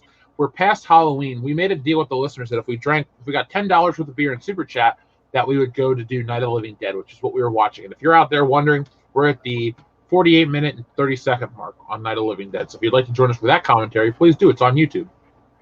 Y'all. God damn it. What? Oh, Dion Special Horse Little Biscuit says, Sticky. That's a $3. Just kept kayfabe on that one for the most part. Yes. By the way, Dion, you missed out the other night. Your special little horse Biscuit. He loves the taste of your sticky juice. Yeah. You know what? I You don't feel myself. I'm growing power. I'm consolidating my fan base power of the degenerates. Folks, we have a special question right now. Has Dion ever 69'd a horse? Go ahead and comment in the chat. I feel like that took a turn. Indeed. Yeah, in the right direction. Yeah. Discuss. Has Dion 69 his special little horse Biscuit? Nope. Nah, just because I've watched the video of Horse Guy does not make me the Horse Guy. That's true. I've been with you when you watched that Horse Guy video. Thank you. I mean, I will give you shit on this show, but at the end of the day, you are my best friend, so I'm not gonna like. That's right. You won't ever fully turn on me. Yeah. I'm not Triple H. You're not Shawn Michaels. There's not gonna be a full heel turn. Good. Which one does that make me? Am I the road dog? Am I Mr. Ass, or am I 6? I always thought of you as like the X-Pac, but because you're very important, even though you're not in like the main storyline in the beginning. Overall, you become like vital to DX. I kind of tend to agree, but I've never received X-Pac heat, so Do you? I got that going for me. No, I don't want X-Pac heat. Trust me. Kendo, I'm aware of what X-Pac heat is. I don't think you want it either. We had I know. Oh yeah. Jesus. Okay, we got more super chats. Hold on. Fuck. I'm at the point where I can't see straight right now. Give me a second. It happens. Yeah. Demogeni, thank you very much. He says, "Greetings. Check out new vid. Disney keeps your filthy mitts off Marachade. Also, are y'all coming to New York Comic Con? We were not invited to New York Comic Con like Gary and Negative. Tommy were. If I was personally invited, I would have joined because I'm available that weekend and I have the funds to get there. But I wasn't invited, so no, I don't have a pass. I'm not bitter, so don't take it that way. I just wasn't invited. I will check out your video, Demogeni. Usually Saturday is a day where I have some more time to myself. But thanks again for everything, and we appreciate you, man. Thanks for coming all the way out to Chicago from your neck of the woods. I won't tell people where you're from. So that's a $5 one, guys. So that's a big sip. Ah, shit. Give me some of this. Now, hold on. We got multiple super chats. Hold on. Salvador gave a $2 one. He says, "Clinks bottle. Bullshitters, time to drink." Thank you very much, Salvador. Clink, clink, clink. Swinging Cod gave a $5. He says, "I do love the channel. I'm the official WCBS Troll King. King Troll. I troll those that I love. Now drink." That's a $5 one. Let's take a big sip. You ain't wrong about that, motherfucker. And finally, Tim Riggs says, "Mr. Ed, anatomically correct horse penis, animal dick, black, Horror Hound Cincinnati 2020 gift I'm getting for you, Dion." That's a that's a $5 drink. I can't believe how drunk I am at 10:56. It was a Friday night, and I just got paid. The party's here on the west side. Such a good song. It is. This is My how we do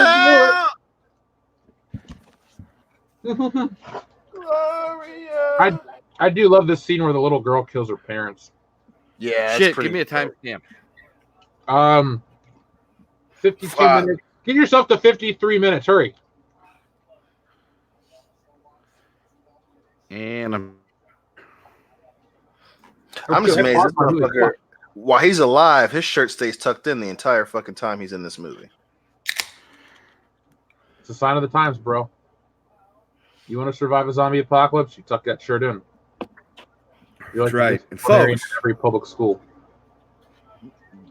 if you really want to help world-class bullshitters, here's what you can do. If you have a sister, a cousin that you're not completely fond of, but she isn't horribly looking, go ahead and have her message Nick Utam, because especially if she lives in the southeastern United States, hook the man up. Especially if she likes thick Samoans. That's right. He is a thick Samoan. He will crack his coconut right over his head, and he'll jump all over hers. We want this to happen. Right. We need to help Nick out. Folks, we are currently in hour 1 of the Let's Get Nick a Girlfriend pledge drive. Phone lines are open. Dude, he is going to listen to this and go, "I fucking hate you guys." Yep. Exactly. That's what we're going for here. Just as long as we're all self-aware enough to know what's up. Yes, he can be found at Last Standing WCBS on Twitter. Go ahead and have him slide into his DMs. You got a girl, you got a sister that's kind of cute, but like, you know, not super cute. That's out of his league. Go ahead, have her slide into his DMs. Cousin that you don't like, because who likes their cousins? Slide into those DMs, folks. We need to get this man a girlfriend. That's right. Especially, again, if you're located in the southeastern United States, because it'll entice him to make that drive. We want the man to find himself a better half. because he needs a lot better of his halves. So If let's you go, know a folks. girl Come on. or a friend or a family acquaintance who is in shape enough to run at least a couple 100 feet to get him extremely tired and then take advantage of him, please go ahead and slide into his DMs or drop us a line. He'll appreciate it. You'll appreciate it. We'll all appreciate it. Yes. That's right, folks. You can marry into the world-class bullshitters family right now tonight. If you've got it within you, get this man into your family. He would love to be inside part of your family. Just go ahead, get them into those DMs. Well, we got Imagine Jason Momoa if he really, really, really liked Krispy Kreme donuts.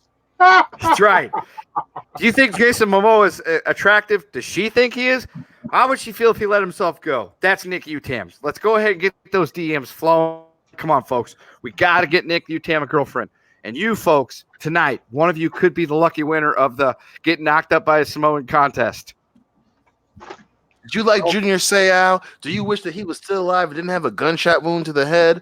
Well, go ahead and Self-inflicted. imagine that it's Nick motherfucking Samoa Joe. He's here, he's ready, he's down, and he's still alive. Well, hold on. That's right, folks. Pertaining to this, Tim Riggs says, I have about 100 employees in the Atlanta area. I could put together a list with photos. That's a $5, guys. Take a big drink. Ah, shit. All right, big drink down. That finished another beer. Hold on. We got 2 more. Our friend Mark St. Hilaire says, is it okay if she has extra equipment? Define extra equipment. We'll let you know. Demogeni says, We actually do care about our friend. Right. If the extra equipment means that he has to play from behind, I'm going to say a negative on that one. Yeah, I mean, no, we're it's good. That's right. We're shilling out his virtue right now, but we do care about the man. Yeah, Nick is our lifelong friend. If the extra equipment you speak of makes that person fill out the other option on a questionnaire that isn't lady, then probably not. He's just not into that I know of. Yeah. No, we know what boxes he likes to check, and I don't want to have him check picture question mark. If the extra equipment you speak of makes your individual friend there define themselves as Mandingo, then yeah, he's not into that. So yes, if the dick fits, we're gonna have him say, "I'm not gonna hit." We're quitting. I quit. Hold on. Now I gotta back to you, Jeff. I gotta focus. As soon as Dion gets back, we got quite a few super chats I gotta focus on. So Dion, when you sit back down, Little Biscuit style, bro. But yes, Tim Riggs, go ahead and get those get that stuff together and go ahead and send it to at Last Standing Samo or Last Standing Be at World Class. You can find him on Twitter, Tim Riggs. You've probably already followed him. Go ahead and get that shit over there to him. We got to get him so we can get the bullshit slam going on over here. He needs it. He needs it. He needs it. He needs it very badly. In the words of It's like Dolphin. a fan slam, but with more spam. That's right. So are you guys ready for these multiple super chats? So we have to take big drinks. Hit us. Hit us. Mentally, yes. Emotionally, Okay, so maybe. first off, we have to take a $2 sip for Mark St. Hilaire. Demogeni says, just riding up here to shout out Jeremy and Gary. So that's a $2 one. You ready? Now we got 2 5ers. First off, Swinging Cod, our favorite troll, says, I know some ladyboys from my Southeast Asia adventures that could drop their sperms into him. Shrink. That's a 5. Joel, is that you? Joel, get off our line. God damn it, Joel. Stop taking other people's names online. I would die if Joel was secretly swinging Cobb the entire time. I'd beat his ass myself. Yeah. And then finally, Wanderer says, have you guys heard of the show Night? Oh, there's more now. Have you guys heard of the show Nightfall? It's about Knights Templar, and Mark Hamill plays a badass, grumpy old knight in the 2nd season. I have not heard of Nightfall. That is news to me. Oh, all right. What's the name of it? Nightfall. No, I haven't heard of that. Oh, God. Negative. And then our friend Mark St. Hilaire sent in a $2 super chat that says, just kidding. Love you guys. Well, Mark, thank you. We love you right back. Cheers. Salvador says, is that you, John Wayne? Is this me? And all I got to say is, said that? Who fucking said that? Which one of you communist shit twinkle-toed cocksuckers just signed his own death warrant? Was it you scroungy little fuck? I don't There even you know go, what's going Salvador. on right now. That is from Full Metal Jacket, and I just recited part of R. Lee Ermey's dialogue in that movie. I'm about to say, I was like, didn't they say John Wayne and you quoted the Sarge? But that's cool. I still love that part, but that's great. You mean John Wayne? Dude, the entire first 45 minutes of that movie is just amazing because Full Metal R. Lee Jacket's Ermey. awesome. I get Hillary to watch it. Dude, Stanley Kubrick was like auditioning people to be the drill sergeant in that movie. Fucking R. Lee Ermey walks in, an actual drill sergeant, and ad-libs lines, and he says, "That guy's hired." And you do that No, for he Kubrick? ad-libbed who is- lines in the movie. Yeah. That's crazy. And then on top of that shit, to show you, no matter what you think of, the dude was, the dude's a gunny. So he's, dude loves guns. That's cool, whatever. But he fucking hated yelling at people like that, which shows you how nice of a fucking dude that dude is in real life. I mean, everyone, let's talk about how what's the fucking painter's name? Oh, Bob Ross. About how Bob Ross was a real nice guy in real life. Same thing was with the Sarge, man. He did it for the movie, but he fucking hated screaming at him. Which is, you're just like, Yes, I want R. Lee Ermey him to be my was uncle. He was a salt of the earth, great guy. Rest in pepperoni to that man. Fucking American hero, legend in the movie industry. Dude He took on a lot of. He literally called racism stupid. Like that's just. He was just like, yeah, it's stupid. Yeah, You're like, he said racism is that's stupid. awesome. Yet he took on the role of like the top Klansman in Mississippi Burning. So yeah, like he hated doing that. yeah, he was a great actor. He was in a lot of fucking iconic roles. Probably, And, as far as guys who fell into acting, I'd say top 10 most underrated. That dude, Lee Irving, was so fucking cool. I was truly sad. Dion, let's go ahead and pour one out into our mouths for the gunny. For the gunny. R.I.P. Mm-hmm. Rest in pepperoni, bub. Hey, we had a new super chat from Swinging Cod. It's a $5, guys. So get ready to take a break. He says, "I'm not Joel, but ex-Navy. Drink." Well, Joel's ex-Navy. Well, yeah, that's right. He was. About to in say, the you're movie. not serving the case here. You're giving more evidence that we think that you're Joel now. So Yeah, you're reinforcing Joel's ideals of being in the Navy, seeing the 7 Seas in the Navy. How do you feel about Lady Boy Teal, please? but in I'm all sorry. seriousness, love you, Joel. Yeah, I texted I him don't. today. I'm trying to go visit him for when I'm down there. I'll be down there fairly soon. For sure. I can't wait for WrestleMania when I get to see him again. That dude is just a beautiful time relic. punching bag? Loves good comic books. He does. He's obsessed with Star Trek. I know, that's one of the reasons why I love him, especially like my first WrestleMania, because we all went and fucking like for like 2 hours. Because he has to sleep in the bed because he has a fucked up back. But like he and I were just sitting there for like an hour and a half watching In the Darkness, man. Like we fucking bonded. It was great. Was that the first time you met Joel? Was at that WrestleMania? Yeah, in person, because we had talked online and shit. But that was the first time in person. In the like I knew we were gonna be friends. Like we saw each other and we just looked. I can't remember. Like we just yelled at each other and we just hugged each other. It was fucking. So great. was it me or were we all like good friends because of Facebook already? It's because of you, but yeah, but because of Facebook, yeah, already for sure. Yeah, I was just saying it wasn't because of me. I was just literally saying like because we all talked on Facebook, it felt like we knew each other. Oh yeah.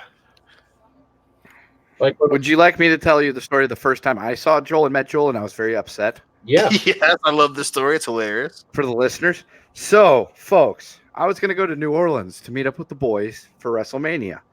I had obviously spent time with Jeff already, a couple times. Dion, I had met previously. We shared a room together. He passed out in my car. It was a lot of fun. And, yeah, so I work all day. I go home.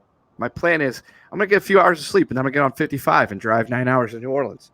I didn't sleep because my Snapchat was going off all night of them guys sending me pictures of all the shit they were doing in New Orleans.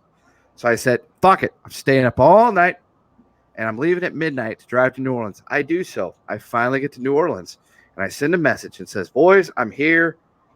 Where do I got to go? I get an address drop of saying, where you go? 2 blocks from the parking garage I'm in. Fantastic. I walk 2 blocks carrying my luggage, thinking, hey, what? I'm going to get upstairs. It's going to be a party. We're going to fucking hit the ground running. I walk around the corner. There's Joel. I drove all the way that way to see my friends Jeff and Dion and Nick, who I hadn't met at that point in person.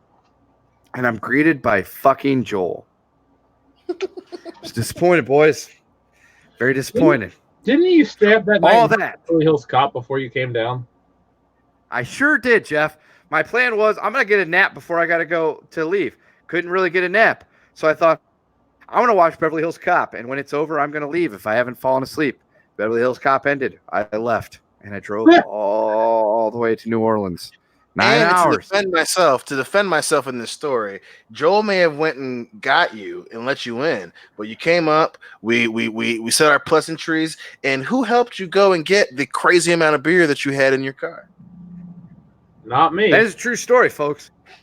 So for a couple of days before that, I'll tell you we who all, fucking did it. Gloria. That's right. I think The Coos Bros got the fucking beer. That's right. Yeah, because That's a right. couple days before, I message and I'm saying, hey, what do you guys want me to bring? Jeff says, bring beer. I say, how much beer? And he says, enough for a weekend's worth. And I'm thinking, okay, I need enough beer for Jeff, Dion, myself, Nick, Dan, and Joel for the entire weekend. I don't know how much Dan and Joel drink. I know how much the rest of us drink. So I bust out the Sam's card. I went to Sam's and I spent like $300 on beer. And I showed up with like something like 15 or 16 cases of beer. I drove down there and I got there and I was like, I got the beer in the car. It's like, oh, well, go get it. It's like, no, I need one of those fucking hotel luggage carts full of beer. And they're like, oh, go get it. It's like, I need 2 people to pull this job off. And I opened up that trunk and all that beer was there. Dion's like, holy shit, you brought a lot of beer. Yeah, I truly tried to put a Doing dent in large. it too. I did end up taking some of it back, but we tried as hard as we could to get through 16 cases of beer in a weekend. Now, see, that's the thing. We have to redo that because it probably will become a WCBS thing to go to New Orleans regularly. Yeah, it is now. We're gonna commit to it. Dude, I'm all down for a yearly WCBS New Orleans retreat where we go down there, we drink, we have fun, and we work on channel shit. Hopefully, we work on channel shit. I know how we get. That's a good. No, point, I do actually. too. That's actually a really good. I do point. too, but it's like I told you last weekend. I was like, we got to do everything channel related first because I know what happens when we say we'll do it tomorrow. To be fair, on this trip, we didn't get drunk at all. We just fucking fell asleep. Yeah, we fell asleep during it, and then after Street Elmos, we also got back to the hotel and was like, we got to do some work. Fuck it, let's watch this movie. All right, and then that was about it. The thing was, though, we were so tired from the lack of sleep because of Dion. That's right. Bulk and Skull kept us awake half the night. You're welcome. We're not saying thank you. And I Dude, the actually best part- get drunk for it, so I do not feel bad. That's right. I mean, I will say this. The highlight of 4:30 in the morning on a Saturday for me will always be Jeff going, Dion, fucking turn off your alarm. And then me having to get up and go and turn it off. Well, in my defense, I was asleep because I was drunk, and I had my noise canceling headphones on. Yes, so you sorry did. about that. Because Jeff tried to call you to get you to wake up to turn your fucking alarm off. I know, I because felt like really bad about it. I forgot that. I had an alarm off. I think Jeff and I were the last 2 to go to sleep that night. It was like right around like 3:45, and I was dozed off, and I was sleeping just enough to have Brian Lape wake me up at like 4:15 with him banging his head on the fucking desk and going, oh, and then fall back asleep. I was like, fuck it. God damn it. I'm going to sleep. And then within 15 minutes, I hear Bulk and Skull's theme. It's like, God damn it. I was going to put this pillow over my ear and hope I can go to sleep. And then within 5 minutes later, I hear, what the fuck is that? Dion! Dion! Turn off your phone. Nothing. I was like, it'll stop eventually. It'll stop eventually. And then it stopped. And then like 2 minutes later, it starts up again. And then I hear Jeff calling you. And then the Rocks theme starts playing. And then I kind of sat up just to let Jeff know, hey, I'm dealing with this too. And I hear, can you go turn his phone off? Yeah, I'll take care of it.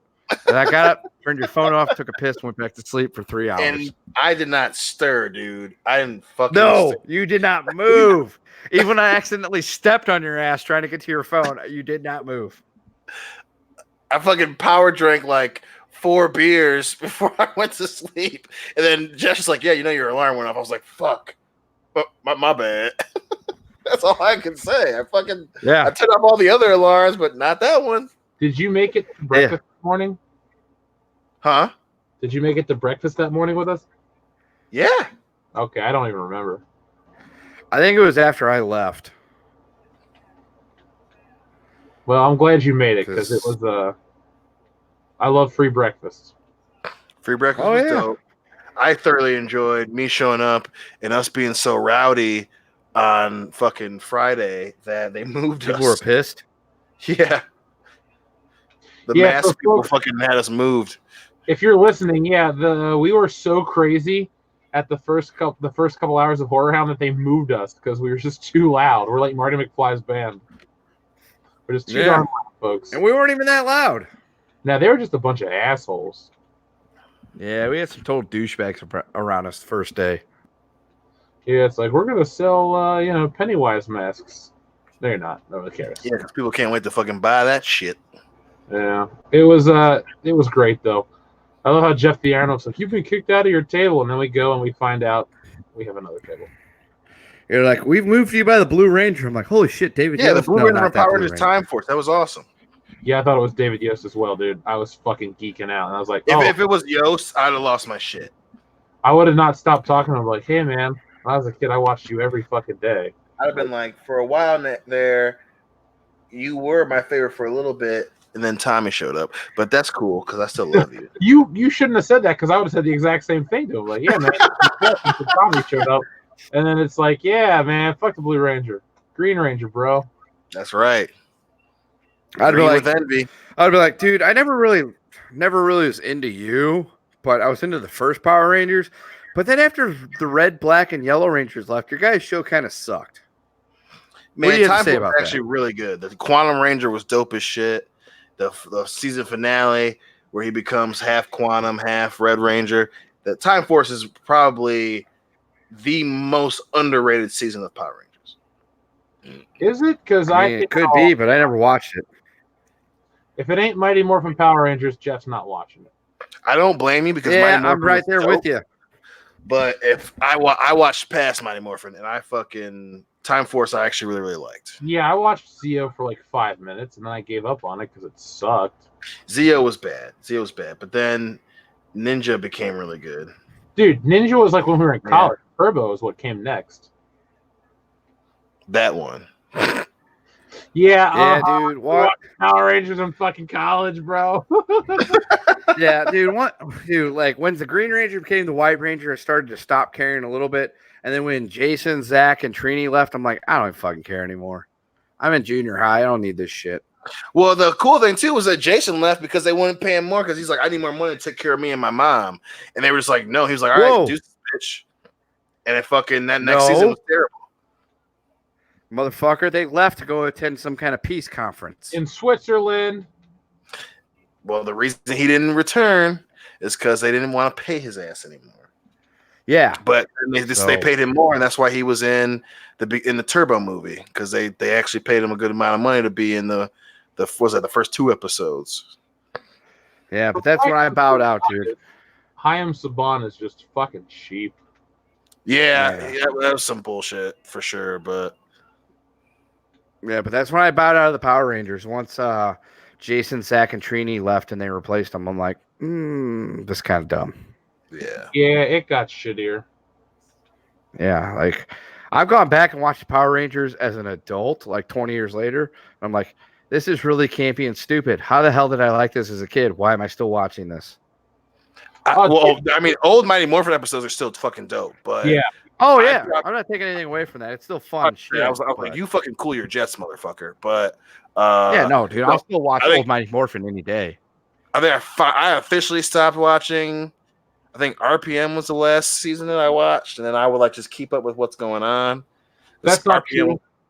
whatever. RPM is like Dude, 2007. you and I in college, when they relaunched Original Mighty Morphin, we would get shit faced on fucking Friday nights and on Saturday mornings. No. I mean the new episodes. I stopped watching them as they came out in like So, 07. like, dude, they redid those episodes with like new graphics, and we watched. Oh no, I remember you and I. Oh yeah, we've watched. She's in that first season together at least 4 times. Because every times where I would get back from work, and then we would just literally just sit and like you'd be drawing and shit, and I'd be fucking around doing whatever, and we would just have Power Rangers on. Like, Oh, dude, I remember that shit hit Netflix, and like The 2011 world was like a big deal. It was like back when Mighty Morphin Netflix Power made Rangers smart was on decisions. Netflix. Yeah, dude, 2011. I was in my fucking apartment with my buddy from college, and it was like, oh shit, Mighty Morphin Power Rangers came out to Netflix. Fuck, and that's all I did all weekend. I just sat there on the couch drinking beer, ordering pizza, and watching Mighty Morphin Power Rangers all weekend. I was like, man, I really love this shit as a kid. Oh fuck, I gotta go back to work. It's Monday morning. It's still on there too. That's the best part. Yep. Like every I'd once in a still while. bang the Pink Ranger. So you know how sometimes, or when you go onto Netflix and you can like put your cursor over the thing and it'll play a little clip.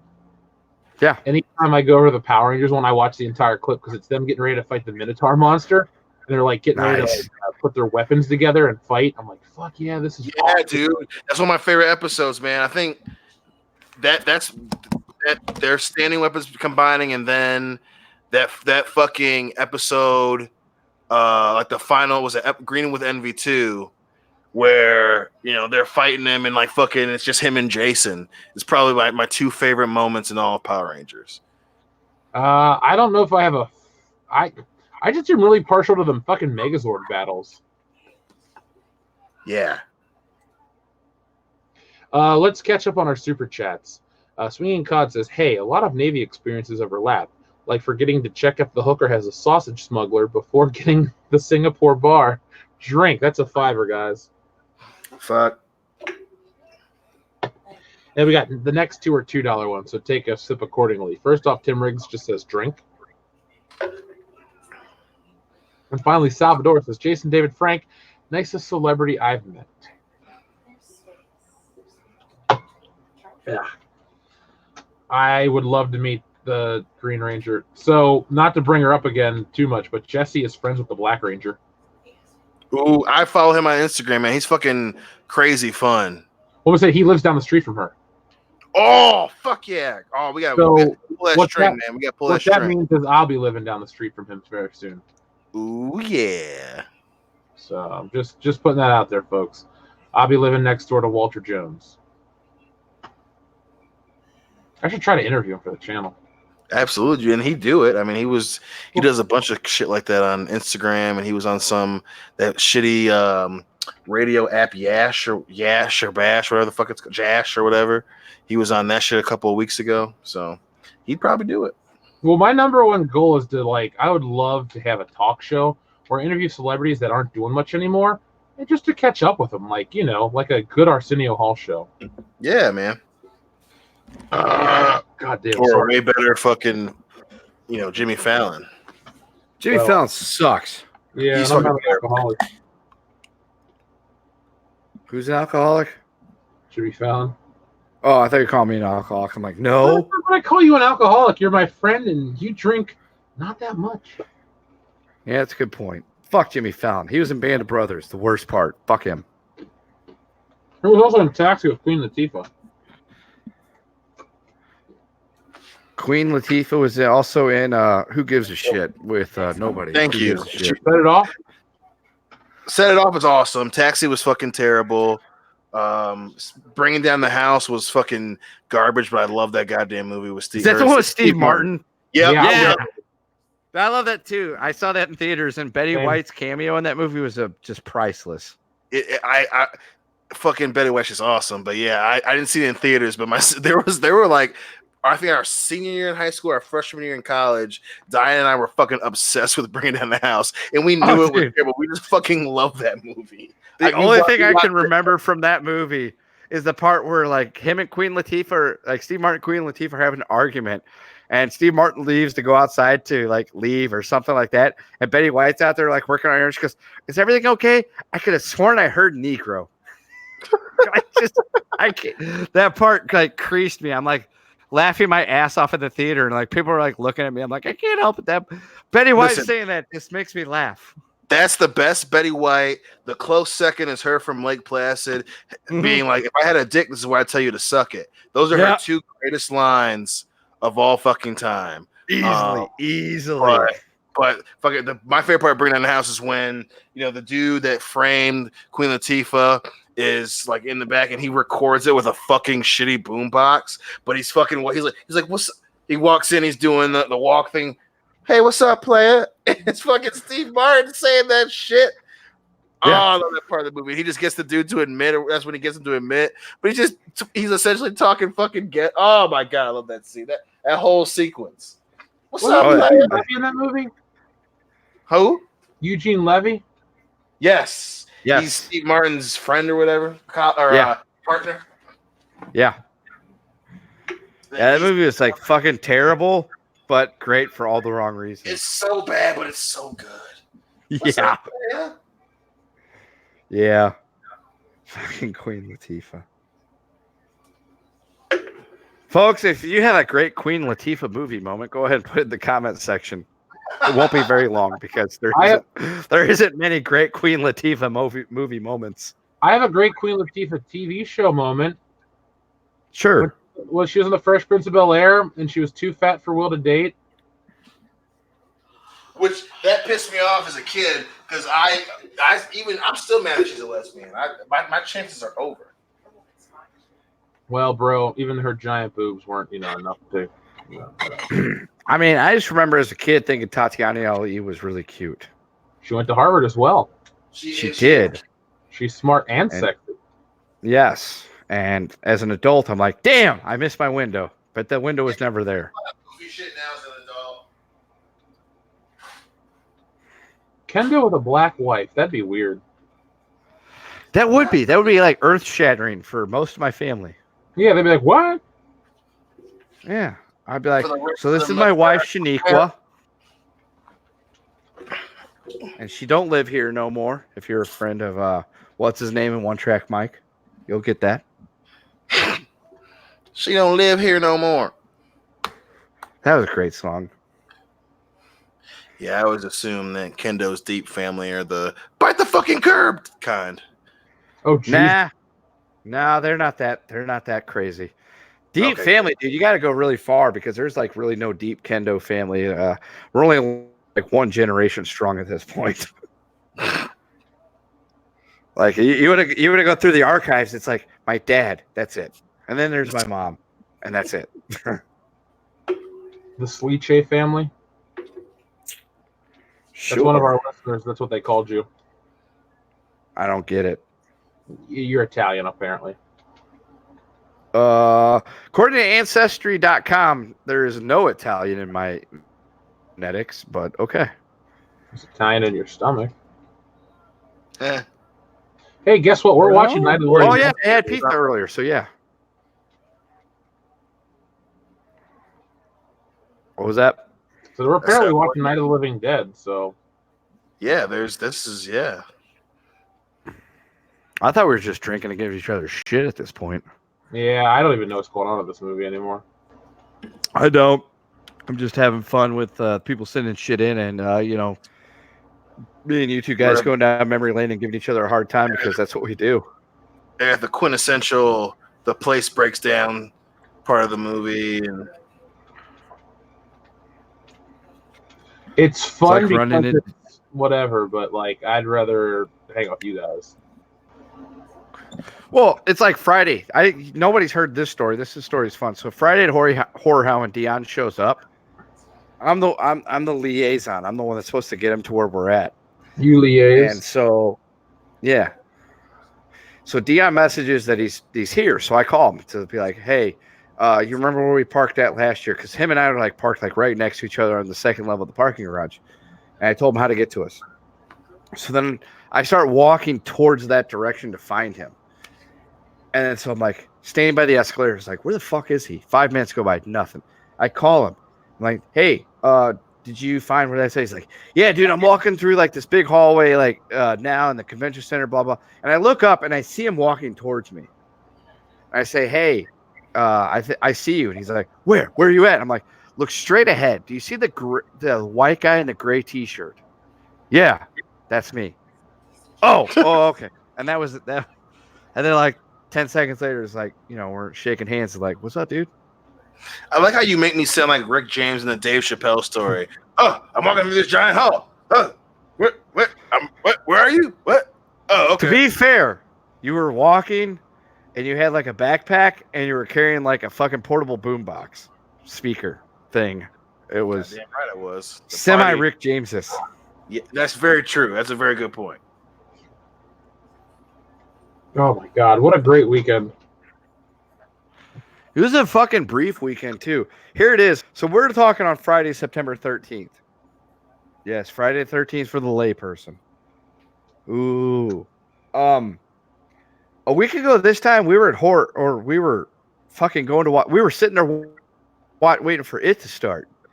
And I just remember the countdown waiting for it. It's like, hey man, a couple weeks we got Horrorhound, we got this. And here it is. A week later, Horrorhound's already over. And it went by like that. I know, right? I know. I just remember it's like, oh shit, tomorrow's Horrorhound. I got to get up and go there. Next thing you know, I'm there. And the next thing you know, it's like I'm driving home from Horrorhound, listening to about, football games and, shit, and how so-and-so got intercepted 3 times. Famous Jameis. Yeah. Raping and craping. Yeah, it's king of the turnovers. Should open up his own bakery. We stopped talking about food because I'm really hungry because I'm really drunk.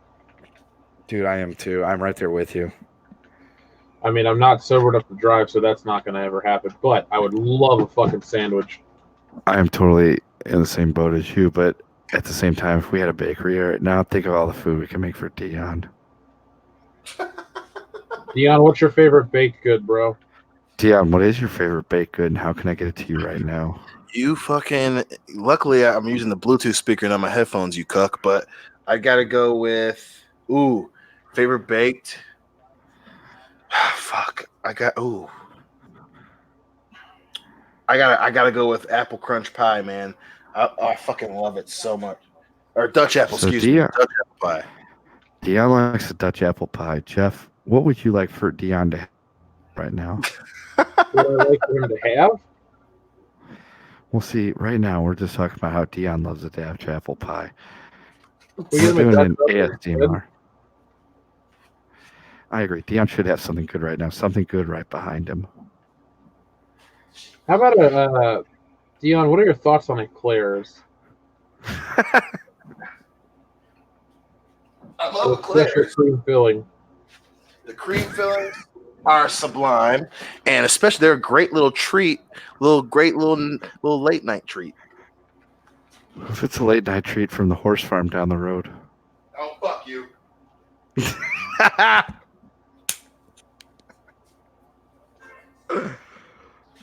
Fuck. Eclairs are good, especially the ones you get in the fucking tub from the freezer section for like $10. Agreed. Those are a guilty pleasure. Oh, dude, you let that sons of bitches thaw out, and then next thing you know, you've eaten the entire thing. You're like, I feel like shit because I've eaten an entire tub of eclairs, but god damn it, it was so good. We've all been there. I've been there multiple times. You don't get the physique that I have without, eating shit like that. It's true. You don't have the physique I have without doing it twice. Well, I mean, you got like a good 6 inches on me, so yeah, sure. I bet he does. Yeah, I meant the fact that he's 6'6". Yes. Oh my god, I can't wait for this movie to end because I am barely hanging on right now with my sobriety. Yeah, I just took a beer out of the box of beers that I bought earlier today. It was the last one. It's like, oh wow, I've gone through that entire 12 pack. No, wait, there was like 3 others that I started on earlier in the movie. So I'm on like beer, I think 14 at this point. Oh, I could count my beer count, but I won't. Hold on, wait. 2, 4, 6, 8, 10, 12. Oh, beer 13. Yeah, 14. Sorry, there's one over here. I had 4 Hey, you should be on the same amount that I have because we've been going the same amount of time. Yeah, I am. Oh man, well, thank God we're almost at the end of this movie. Folks, I love you guys. I would stream with you all night if I could physically. But it's either find a ride to go get cheesesteaks at 2 in the morning or 11:34 in the morning, or pass out and not. So I think I'm gonna pass out. know. I'm really regretting that while I was at the store earlier today, I did not buy lunch meat. I'm regretting that I don't grab an Uber to go to Waffle House. Oh, I'm regretting that too right now. Why am I not in Cincinnati to get an Uber with you to go to Waffle House? I'd be like, hey Damn. man, let's go. You know how much convincing it takes me to get to a Waffle There it House? goes. None. Hey man, let's go. I'm the Fuck type of yeah. person that anytime's a good time to go to Waffle House. If I get a text from you that says, hey, let's go to Waffle House. Okay.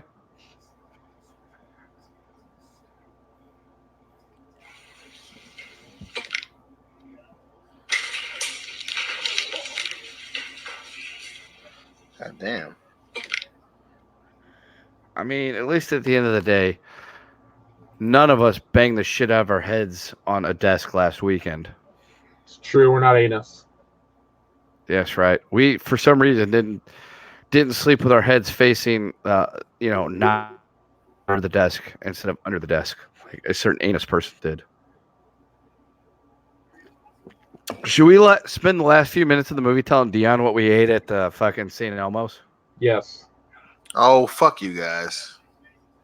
So I had the 2 lobster tails with the asparagus and drawn Alexa, butter. this is sad. Could you play Despacito? Nick got the surf and turf, which was an 8-ounce fillet, which he got cooked medium well because he's a fucking Satanist or a horrible person of some regards. The Alexa, lobster tail. Jeff, stop. what'd you have? Porterhouse.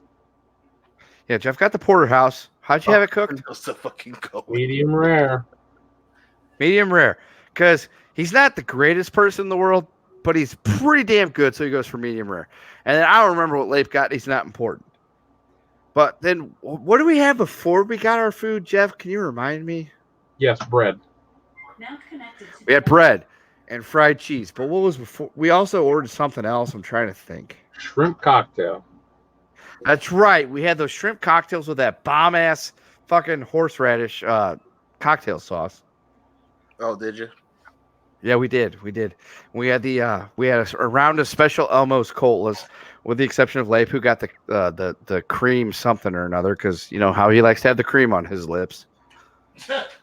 And so we had the cocktails, we had the shrimp cocktails, and then we had lobster tails, overcooked filet if you're a coconut boy, and then we had Jeff with his medium rare, which I respect, but I disagree with. It was a good time.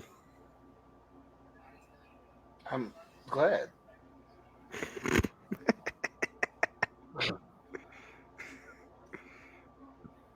I mean, I personally would love to be at St. Elmo's right now.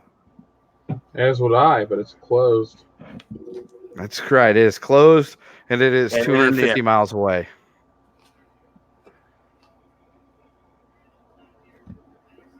But, Dion, Yes. I'm going to work on creating the Elmo's Cola because we each tried it before we had it, and it was a delicious tasting whiskey infusion with maraschino cherries and vanilla.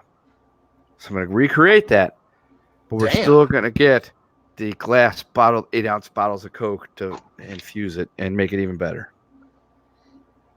So, Damn, we just finished the movie, folks. So, Dion, do you have anything you'd like to say before we close the stream out? No. I would just say that this is a great start to a great genre. Well, until Walking Dead ran into the ground, but a great genre, a good franchise. No, that's all I got. Happy Friday the 13th. What's that? You got anything you want to say? First, Tim Riggs said he found a thread on Reddit talking about the horror movies with the best gratuitous nudity. I'm going to tell Tim Riggs, give us a fucking link before you start spouting off with the mouth because I want to see that link. And no, I mean, this evening will go down as one that I had a lot of fun that I can't really remember.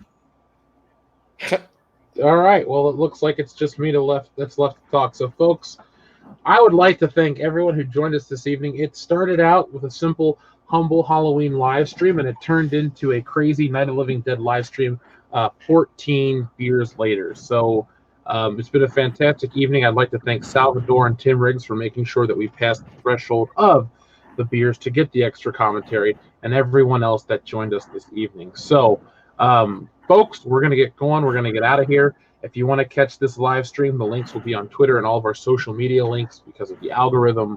And until next time, folks, be excellent to each other. And by the way, I didn't get to Roscoe's Chicken and Waffles Girthy Gamer SD, but excuse me, next time I'm out there, I will. So, yeah, there we go. One burp for the little people, a.k.a. Yawn. Drink a beer for the